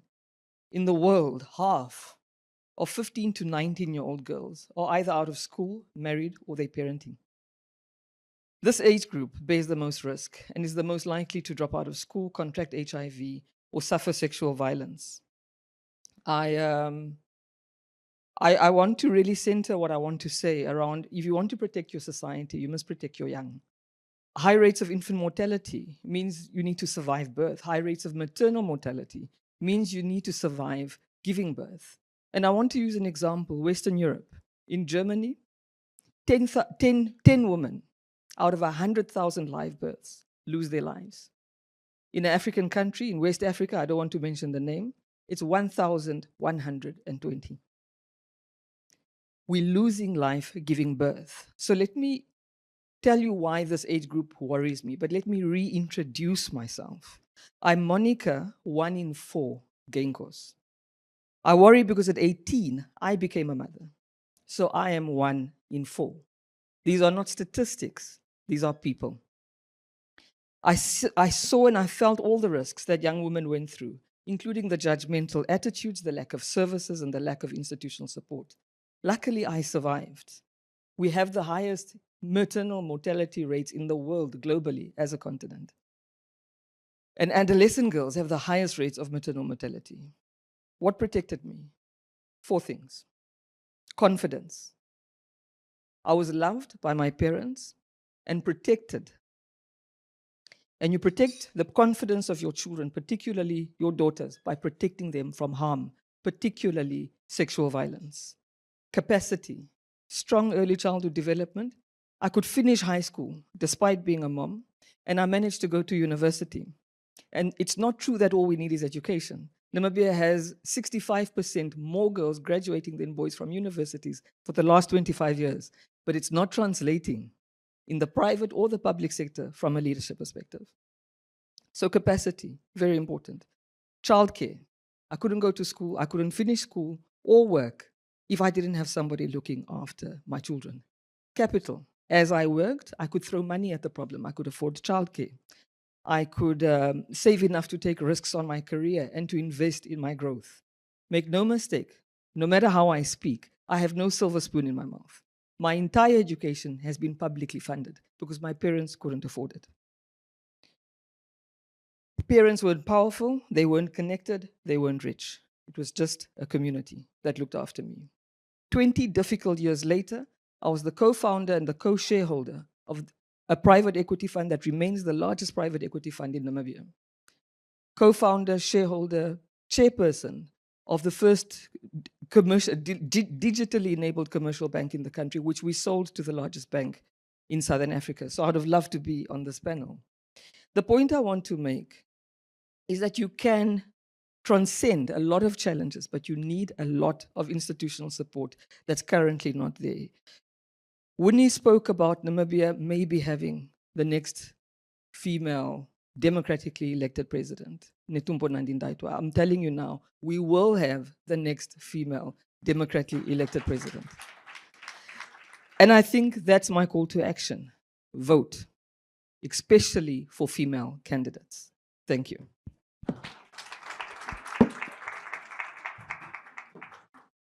I want to say thank you so much. We've stayed engaged in this conversation, and I think that's a testament to the fact that this matters to us.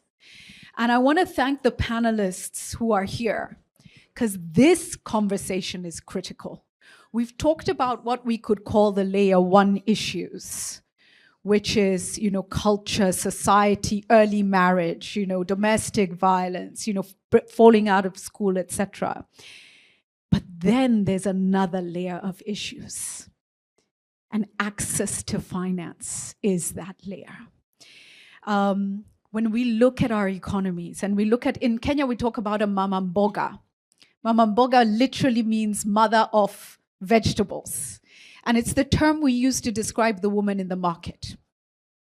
In Ethiopia, it's your woman who sells coffee on the streets. These women, in so many ways, we know them. We know they hold our economies up. And yet, they cannot access affordable capital if they can access capital at all. Our incredible panel is going to talk us through revolutionizing access to affordable finance for these women. We're going to look at radical solutions. And with us is Jules Gankam, Group CEO, Africa Guarantee Fund. We have Sabine Mensah, Deputy CEO, Africa Nenda. And we have Tololupe Lewis Tamoka, who is CEO and Chief of Intergovernmental Affairs, Africa at the UN Global Compact. Let's talk radical solutions. Jules, let me start with you and where AGF is positioned. I know you're testing models. I know you're looking into things, but one of the questions the other panel asked was, are we strategically in this position? Is it that it just doesn't matter to us, or it's easier to stay where we are? And what are some of the radical things you could do as AGF, or you are trying, that could change the reality and bring the access to finance? First of all, get them access to young women, but bring it down to single-digit interest rates. Is it possible? The short answer is yes, it's possible. Now, so what do we do to make it possible?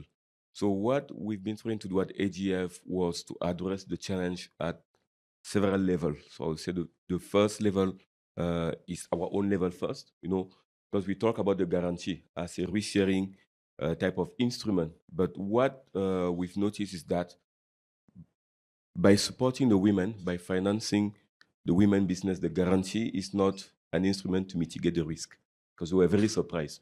We thought that the NPL will be high, but it came up to be the lowest PNL in our portfolio. And then we saw that we need to change maybe some of the features of our guarantee instrument, because it's not an instrument to mitigate the risk, but to mitigate the negative perception. So it was all about mitigating that negative perception that the women business, they have to go through. So also at the level of the bank, there are some changes that we needed to do. I think in the earlier panel, they mentioned the issue about the collateral, they mentioned the issue about the historical data. So we've worked with some of the local banks. Today in our portfolio, the banks that have been able to have an uptake on our gender finance product is 100 banks across 30 countries in Africa. So I was very happy to see Dr. Mwangi. We started with Equity Bank, a guarantee line 5 years ago of $75 million. We have renewed this line this year to $500 million, from 75 to $500 million. So we see more and more the uptake from the banks. And what is critical is to be able to customize products that adapt to the type of needs that the women-owned or led business have.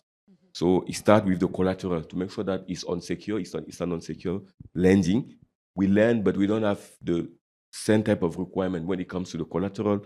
In terms of risk assessment or in terms of financial information, typically they will need 3 years of financial statement.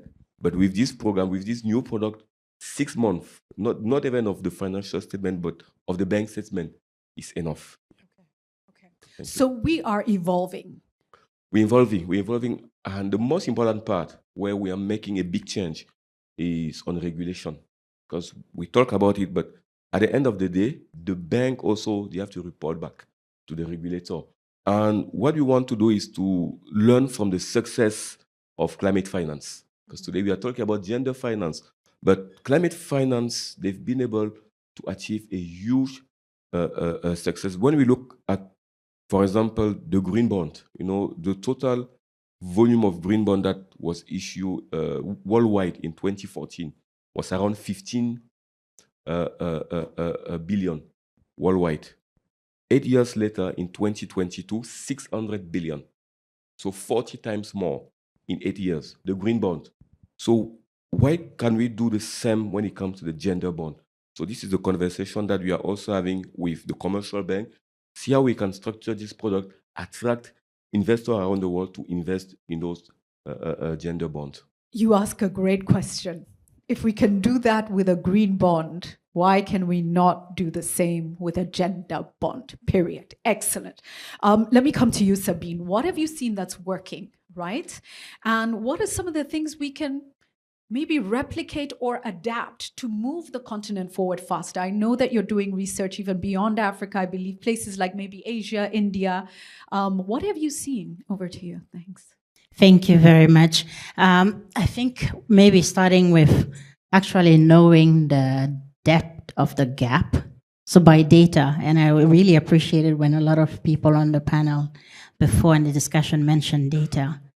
Something that policymakers could easily do to help us there is mandate sex disaggregated data collection from the financial sector in Africa. Because if we're all doing that, all the banks, all the microfinance institutions, all the financial institutions, then we will see how deep the gap of access to finance for women is, we assume. Interestingly enough, the FinDex shows that in 2011, the gap was 7% for access to a bank account. In 2021, 10 years later, 12%. So it's not even going back. It's getting worse. So that is an area you can only change something if you start measuring and if you start having that transparency in data. And I still wonder today why that isn't mandated in our countries. The second thing, actually, and it's funny, for people who are banking here in North America, actually, another bank will pay me to go bank with them. They give me an iPad. They give me $100. I pay my bank in Africa to deposit money in the bank. I mean, there definitely needs to be a radical paradigm shift here in understanding that as we open banking or financial services to more consumers, we are actually enabling a win-win opportunity for women to have more access to finance, but also for the bank to be able to have access to more resources because there are savings that are under the mattress. My grandmother used to be able to manage her finance very well, and yet up till today, nobody will give her financing because they say she's too risky. Exactly. And yet there's another study that says women are actually lowest NPL you just mentioned. So those are things that for me, it's let's take a chance. Let's give an opportunity for women MSMEs. A specific example, I'll tell you, in Egypt, they have a financial strategy and a database of credit to MSMEs by sex disaggregated. So you could see each bank, the percentage of women who have access to lending. and put an incentive from a public perspective. You know, if you're driving this gender inclusivity agenda, walk the talk.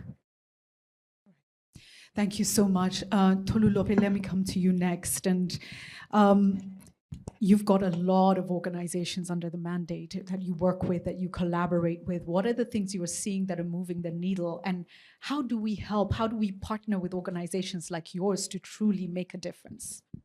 Thank you so much, Julie. In our organization, UN Global Compact, we've seen that, voice and using the convening power of the United Nations is very critical in moving the needle, particularly around advancing gender equality in Africa. I think it was very important to hear what the data is, and thank you for that, because we have to look at what exactly is the baseline. And we have also looked at the baseline working with the private sector, with business leaders across Africa. In our convening role as the UN Global Compact, we work with private sector leaders from across the continent. And we have seen how to leverage bringing those private sector leaders to really advance the gender equality gaps that, persist on the continent using data. And I think one of the things we're most proud about is the fact that we have partnerships with CEO leaders on a coalition called the Africa Business Leaders Coalition, which James Mwangi is our co-chair, and leading the voice and action around advancing gender equality. So we have 65 business leaders representing 165 million in terms of the combined resources, over 1 million staff really putting their voice towards committing to advancing gender equality in 3 areas. One is around the leadership and parity, in terms of representation in business opportunities, but also in companies. The other is around addressing, the social barriers that still remain persistent, violence against women in companies, in the workplace. And the third is around entrepreneurship opportunities for women as well, as workers, as business leaders, as business owners. And through this statement, we're seeing change because these companies, through their individual investments, EcoBank is one of the members of the coalition. They launched their initiative, Elevate, which looks at opportunities, bankable opportunities for women. In the banking sector, we have Safaricom also as part of the ABLC coalition, looking at, digital products for women. And we have, Equity Bank also, as James Mwangi mentioned, doubling their efforts to advance the women's agenda on the continent. And through these combined initiatives, we're seeing more ambition and more skill to address the problems of gender inequality. That sounds good. I want to come to each of you with a quick fire round. If there was something critical we needed to get done in the next 1 year to drive the transformation faster, you're testing models, you've got an incredible ecosystem, you're learning and engaging different stakeholders. I want to ask you, who is the stakeholder you would speak to now and say, hey, let's do this together? And would you commit to actually doing that in the next year? So can I give you a moment to think about that? I'm coming right back to this panel because what we want now is action. So we know what we know where we are, but we need to build momentum. So this is what I'm trying to trigger. I'm coming back in a moment. Fred Swanica, I'm coming to you next. I see you, Miriam, and I know you have a commitment, so I'm coming to you as well. You would like to hear about our commitments. My commitment is to keep doing what we're doing to invest in women. I think earlier on when the presentation was there, they were talking about 64,000 women who work in the ICT sector. Well, we're training 100,000 right now, and our goal is to train about between 2 to 3 million in the next decade to really bring women in technology in Africa and help to play a key role in in this new economy. But I also think for me it's about men leading by example, and so what can I do as a leader to create opportunities, to use my power to create more opportunities for women? So, my executive team is 75% women, and I will continue mentoring women and creating opportunities in that way. But ultimately, there's two things I think we have to think about in this conversation if we really want to move the needle. One is around the importance of leadership and policy, right? If you think about what President Kagame has done in Rwanda, to say that 50% of parliamentarians have to be women, or policies like you can't register a company unless 50% of the directors are women. You have no choice but just to comply, right? Even in our partnership with the Mastercard Foundation, you have a policy that 70% of the beneficiaries have to be women. So it follows naturally in our work, right? So I think that's an important thing that we need to continue living on. And the final thing I'll say is, I was reflecting on a comment that was made earlier about the importance of systems change. And that a lot of the time we're talking about fixing women. And, we need training for women. And so I said, okay, am I responsible for also just fixing women? Or what are we doing to actually change the system? And that got me thinking about sort of, psychology of oppression and how we are self-sabotaging as a society in terms of the facts are all there. We know we make better decisions when women are at the table. We make more money as companies when we invest in women, when we give loans to women. Everything is there. But why do we keep self-sabotaging? And men are self-sabotaging because we're taking decisions that are against our own interests. But also, I think we need to ask the question about what are women doing that's self-sabotaging as well? In the same way that when, for example, we are colonized and we got our independence, but we still, when we get the first vacation, where do we go? We don't go to another African country. We go to Paris or London and whatever. We still think the West is better than most of our products. When I visit one of our universities and I create space for young women to speak because the men are asking all the questions, often the women will not put their hand up. In this country, why are women voting for President Trump? When, there's so many things that he's done that says I'm a danger to women, right? So how do we think about what we have to do as a society to really get into our brains, both men and women, if we're really going to address this issue? I'm coming back to the floor.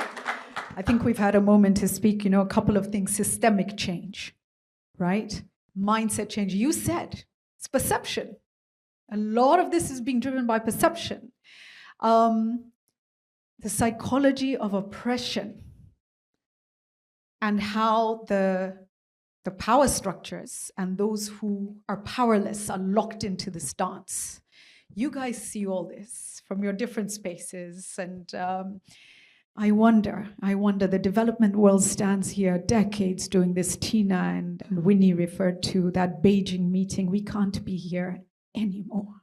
We just can't. And we are too clever. We are too equipped to continue to be here. So Jules, if in this 1 year you said we're gonna change things significantly, what can you commit to doing, and what would the one action that you think from an AGF perspective could be most important to do, what would that be? So at AGF, what we are trying to do is to keep that conversation with the central bank, with the regulator, because we do believe that what is critical is align the incentive. And this is what is missing. And again, I want to go back to the example of climate finance. What they have been able to do is to link the climate risk to the financial risk. Because the regulator, their role is to make sure of the stability of the financial system. So the day they manage to have the climate-related risk as part of the financial risk, from that day, the commercial bank, they understood that even as part of their disclosure, they need to be very mindful of all the projects that they are financing that can be positive or negative to the environment. And I believe that the conversation that we need to have and what we are pushing for, the gender-related risk is also huge. We're talking about the 287 billion. Yeah. That is huge. Right. How can we get that gender-related risk part of the computation of the financial risk? Excellent. So you're saying the regulator. Let's get it right. Let's get this factored in. Yeah. Excellent. And you're on that journey. On the advocacy, yes. Fantastic. Thank you. Tolu Lope, let me come to you next, and then Sabine to you. Thank you. Two things for me. Let's get to the center of the problem by identifying the key stakeholders who will change things. And for us as UN Global Compact, through what we have, which is a coalition of chief financial officers, we've driven a focus on gender equality and women's empowerment. And we launched an initiative this year, which is called Invest in Women. And by bringing these chief financial officers together globally, we want to see how we can drive further investments to advance gender equality. And we're not only doing this globally, we're also doing this regionally through the coalitions that we have on the continent, but also through our convening power. Over the next 2 days, through the Global Africa Business Initiative, we'll be bringing stakeholders not only to have conversations, but to look at solutions and to scale the solutions really that will drive growth and opportunities, especially for women and young women in particular on the continent. And we can't do this alone. It requires a multi-stakeholder collaboration, from civil society to business leaders, to the United Nations and all. We need to come together to work on this, and we remain committed to really providing that platform to do this. Thank you. Thank you so much for that, Sabine. Where I come from, I always say it takes a village to bring up a kid. It takes an ecosystem to really help move towards more financial inclusion for women. My call would be first to the financial regulators because they have so much power in leveling the playing field for all of it. Bring inclusion through transparency, mandate segregated data from the entire financial ecosystem, and let's now incentivize the financial service provider who are going to be really doing more for women and embracing more women in the ecosystem. Let's leverage technology. If it is we don't have a credit history, alternative credit scoring, looking at even your usage of a mobile phone to decide how far we can go in extending credit to you. It is going to take all of us to come into that ecosystem, and we are advocating where we stand with Africa and Indigenous on the need for these inclusive digital payment system to really enable more women financial inclusion. That's excellent, and maybe for Africa and Indigenous, a way to rank those ones doing really well so we can celebrate them and see which ones are not doing as well. Also, you had a comment, sir, and then we are going to our final call to actions and we are winding down. How do we give voice and in doing so give agency to young women, but also in particular to young women? Let's start there, and we'll come and we'll also hear from you, Jules, on that. So let's start there. That's a really important question.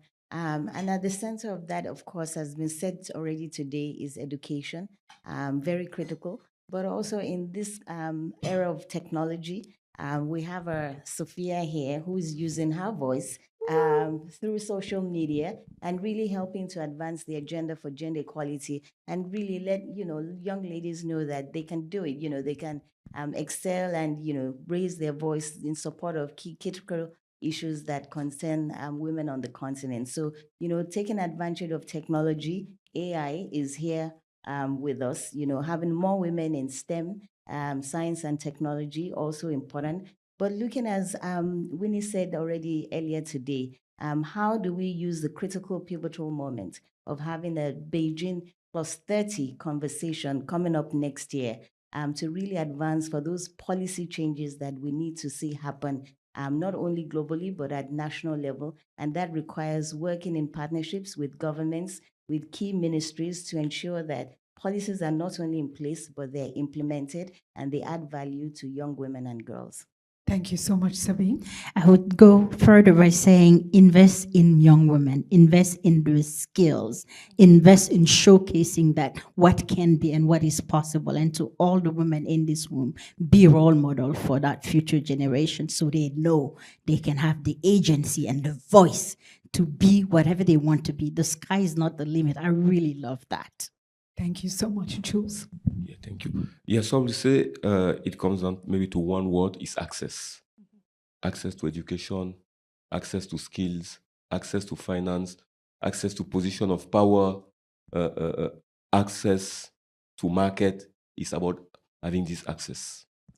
Fantastic. A round of applause for this panel. Really, thank you so much. So I'm Miriam Sidibe. I'm the founder and chief mission officer of Brands on a Mission. Brands on a Mission is a book that I first wrote, then a company that I created. That's basically trying to bring the private sector and keep them accountable when it comes to solving issues around health and well-being. So I've done most of my career around the private sector, practicing public health, but in the private sector.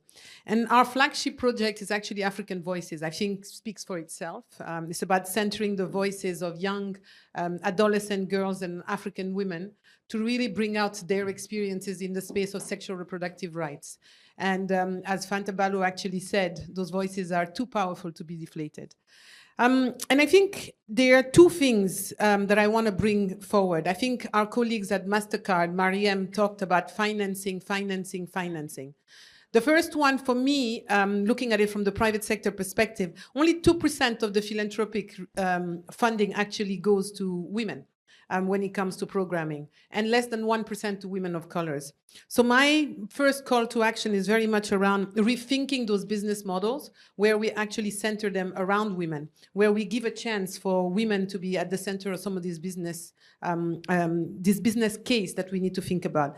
So I would like to really call on these financiers, at these funders, at the donors, at the companies, so that they really rethink what does it mean when you are working for and wanting to put the voices of women as part of the business case. And what is the real business case in here? How do we actually get them to think that one of the biggest loss of productivity would be gender-based violence, for example? So I think that's one of the first one. I think we are bankable. Brands on a Mission is an African woman-owned, led organization, and the idea is to bring this African experience at the center of some of these conversations. That's my first call to action. The second call to action is really creating a safer space to speak about some of those issues, especially around sexual reproductive rights and health, for example. We've created a preteen influencer called Fatima, and she brings to the table those difficult conversations in a place that is safe.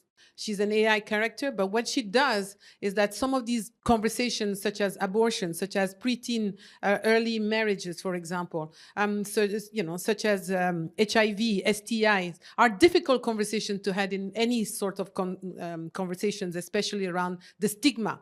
And this gives us an opportunity for us to keep bringing those conversations at the table in a way that girls around the continents can relate and can understand. And be it in Kenya, in Uganda, or in Nigeria, or in Namibia or in Niger, that we can have those conversations. I think for me, those are the two call of actions that I would like to bring to this conversation and moving forward. Thank you very much. Thank you so much, and thank you to Mastercard Foundation for having me here today for this fascinating event. I run the Women Entrepreneurs Finance Initiative, which is an initiative that sits at the World Bank. But on the continent, we work with not only the World Bank, but also supporting the work of IFC, the African Development Bank, and the Islamic Development Bank to support women entrepreneurs around the continent.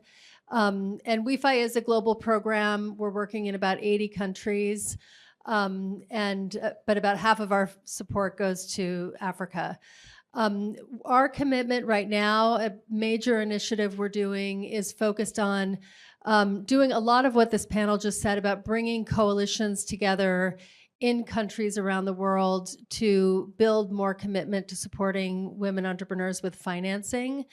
And we will be working in 10 countries in Africa to launch the We Finance Code, which will bring the central bankers together with the Bankers Association, with guarantee agencies, with banks, fintechs, funds, and other ecosystem partners to accelerate financing for women entrepreneurs to do exactly what we heard about here.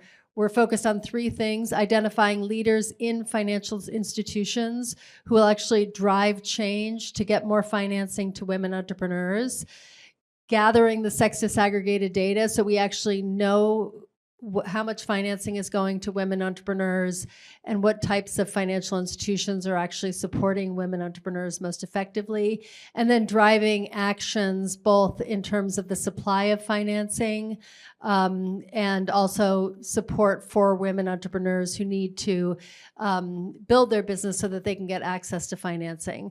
So our commitment is to do this in partnership with the broader ecosystem, and we'll look forward to working with many of you in many of these countries in Africa. Thank you. So I make this commitment on behalf of UNAIDS. Winnie was here and she spoke earlier. Let me just say one thing that those of you who weren't here this morning should keep in mind as you leave this room. So, as much as we invest in girls staying in school, know that in our African continent today, 3,100 girls are infected with HIV every single week. Every week. So those of you who think HIV is gone, you know, we've got treatment, it's not true. We have the treatment, but we still have the same inequalities that drive HIV to this day. So we still deal with that. 3,100 girls every single week.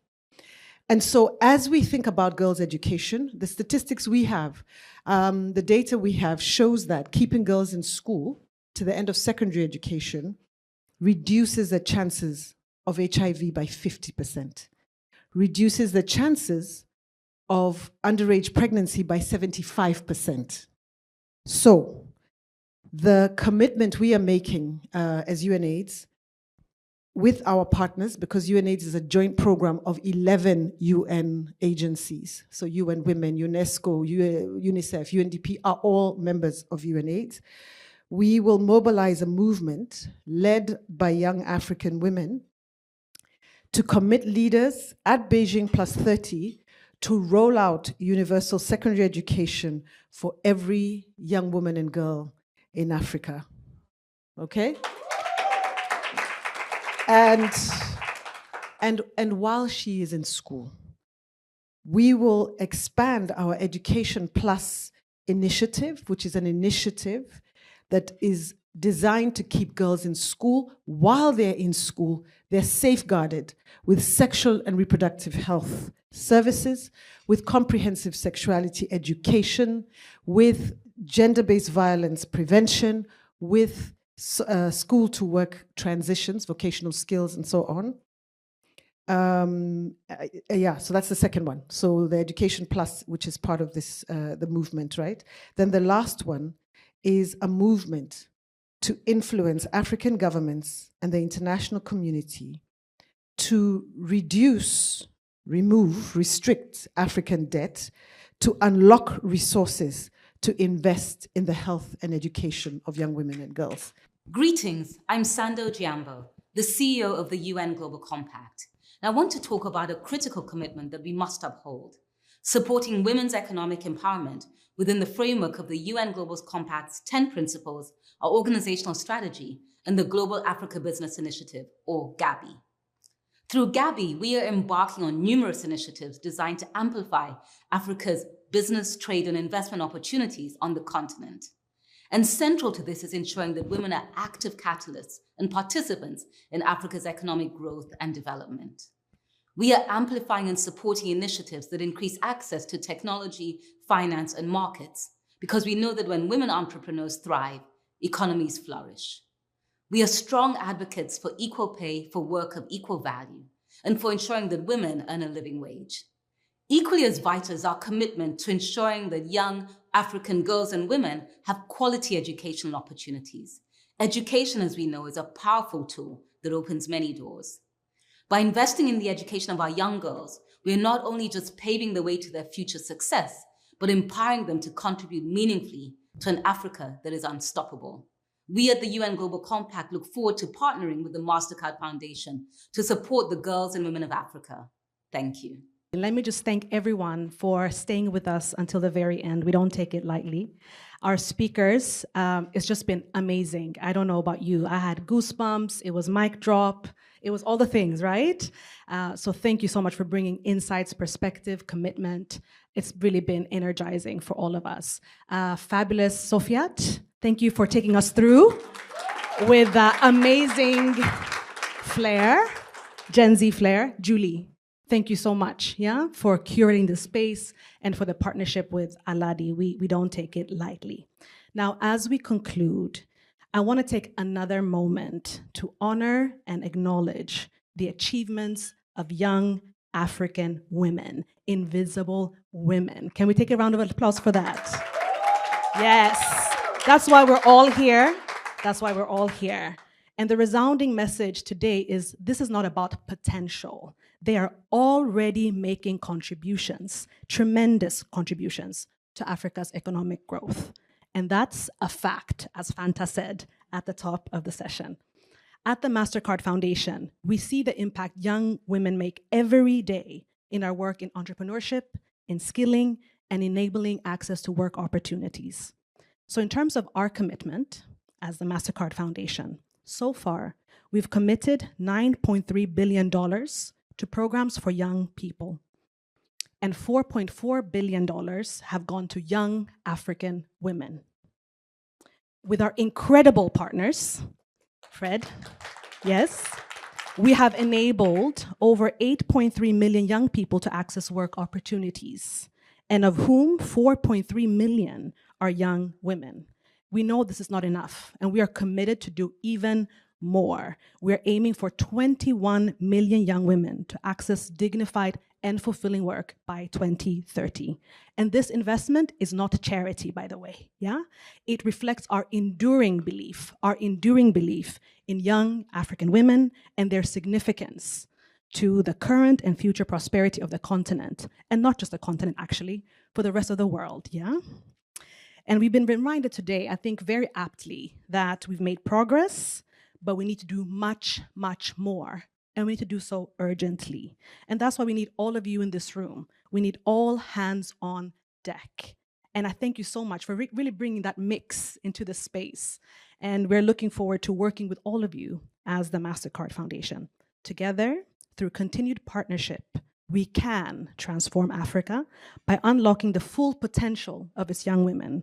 Together, we will create a future where young women are not only participants, but also leaders of Africa's economic growth. We can do it. Amesad Ganalo, Asante Sana,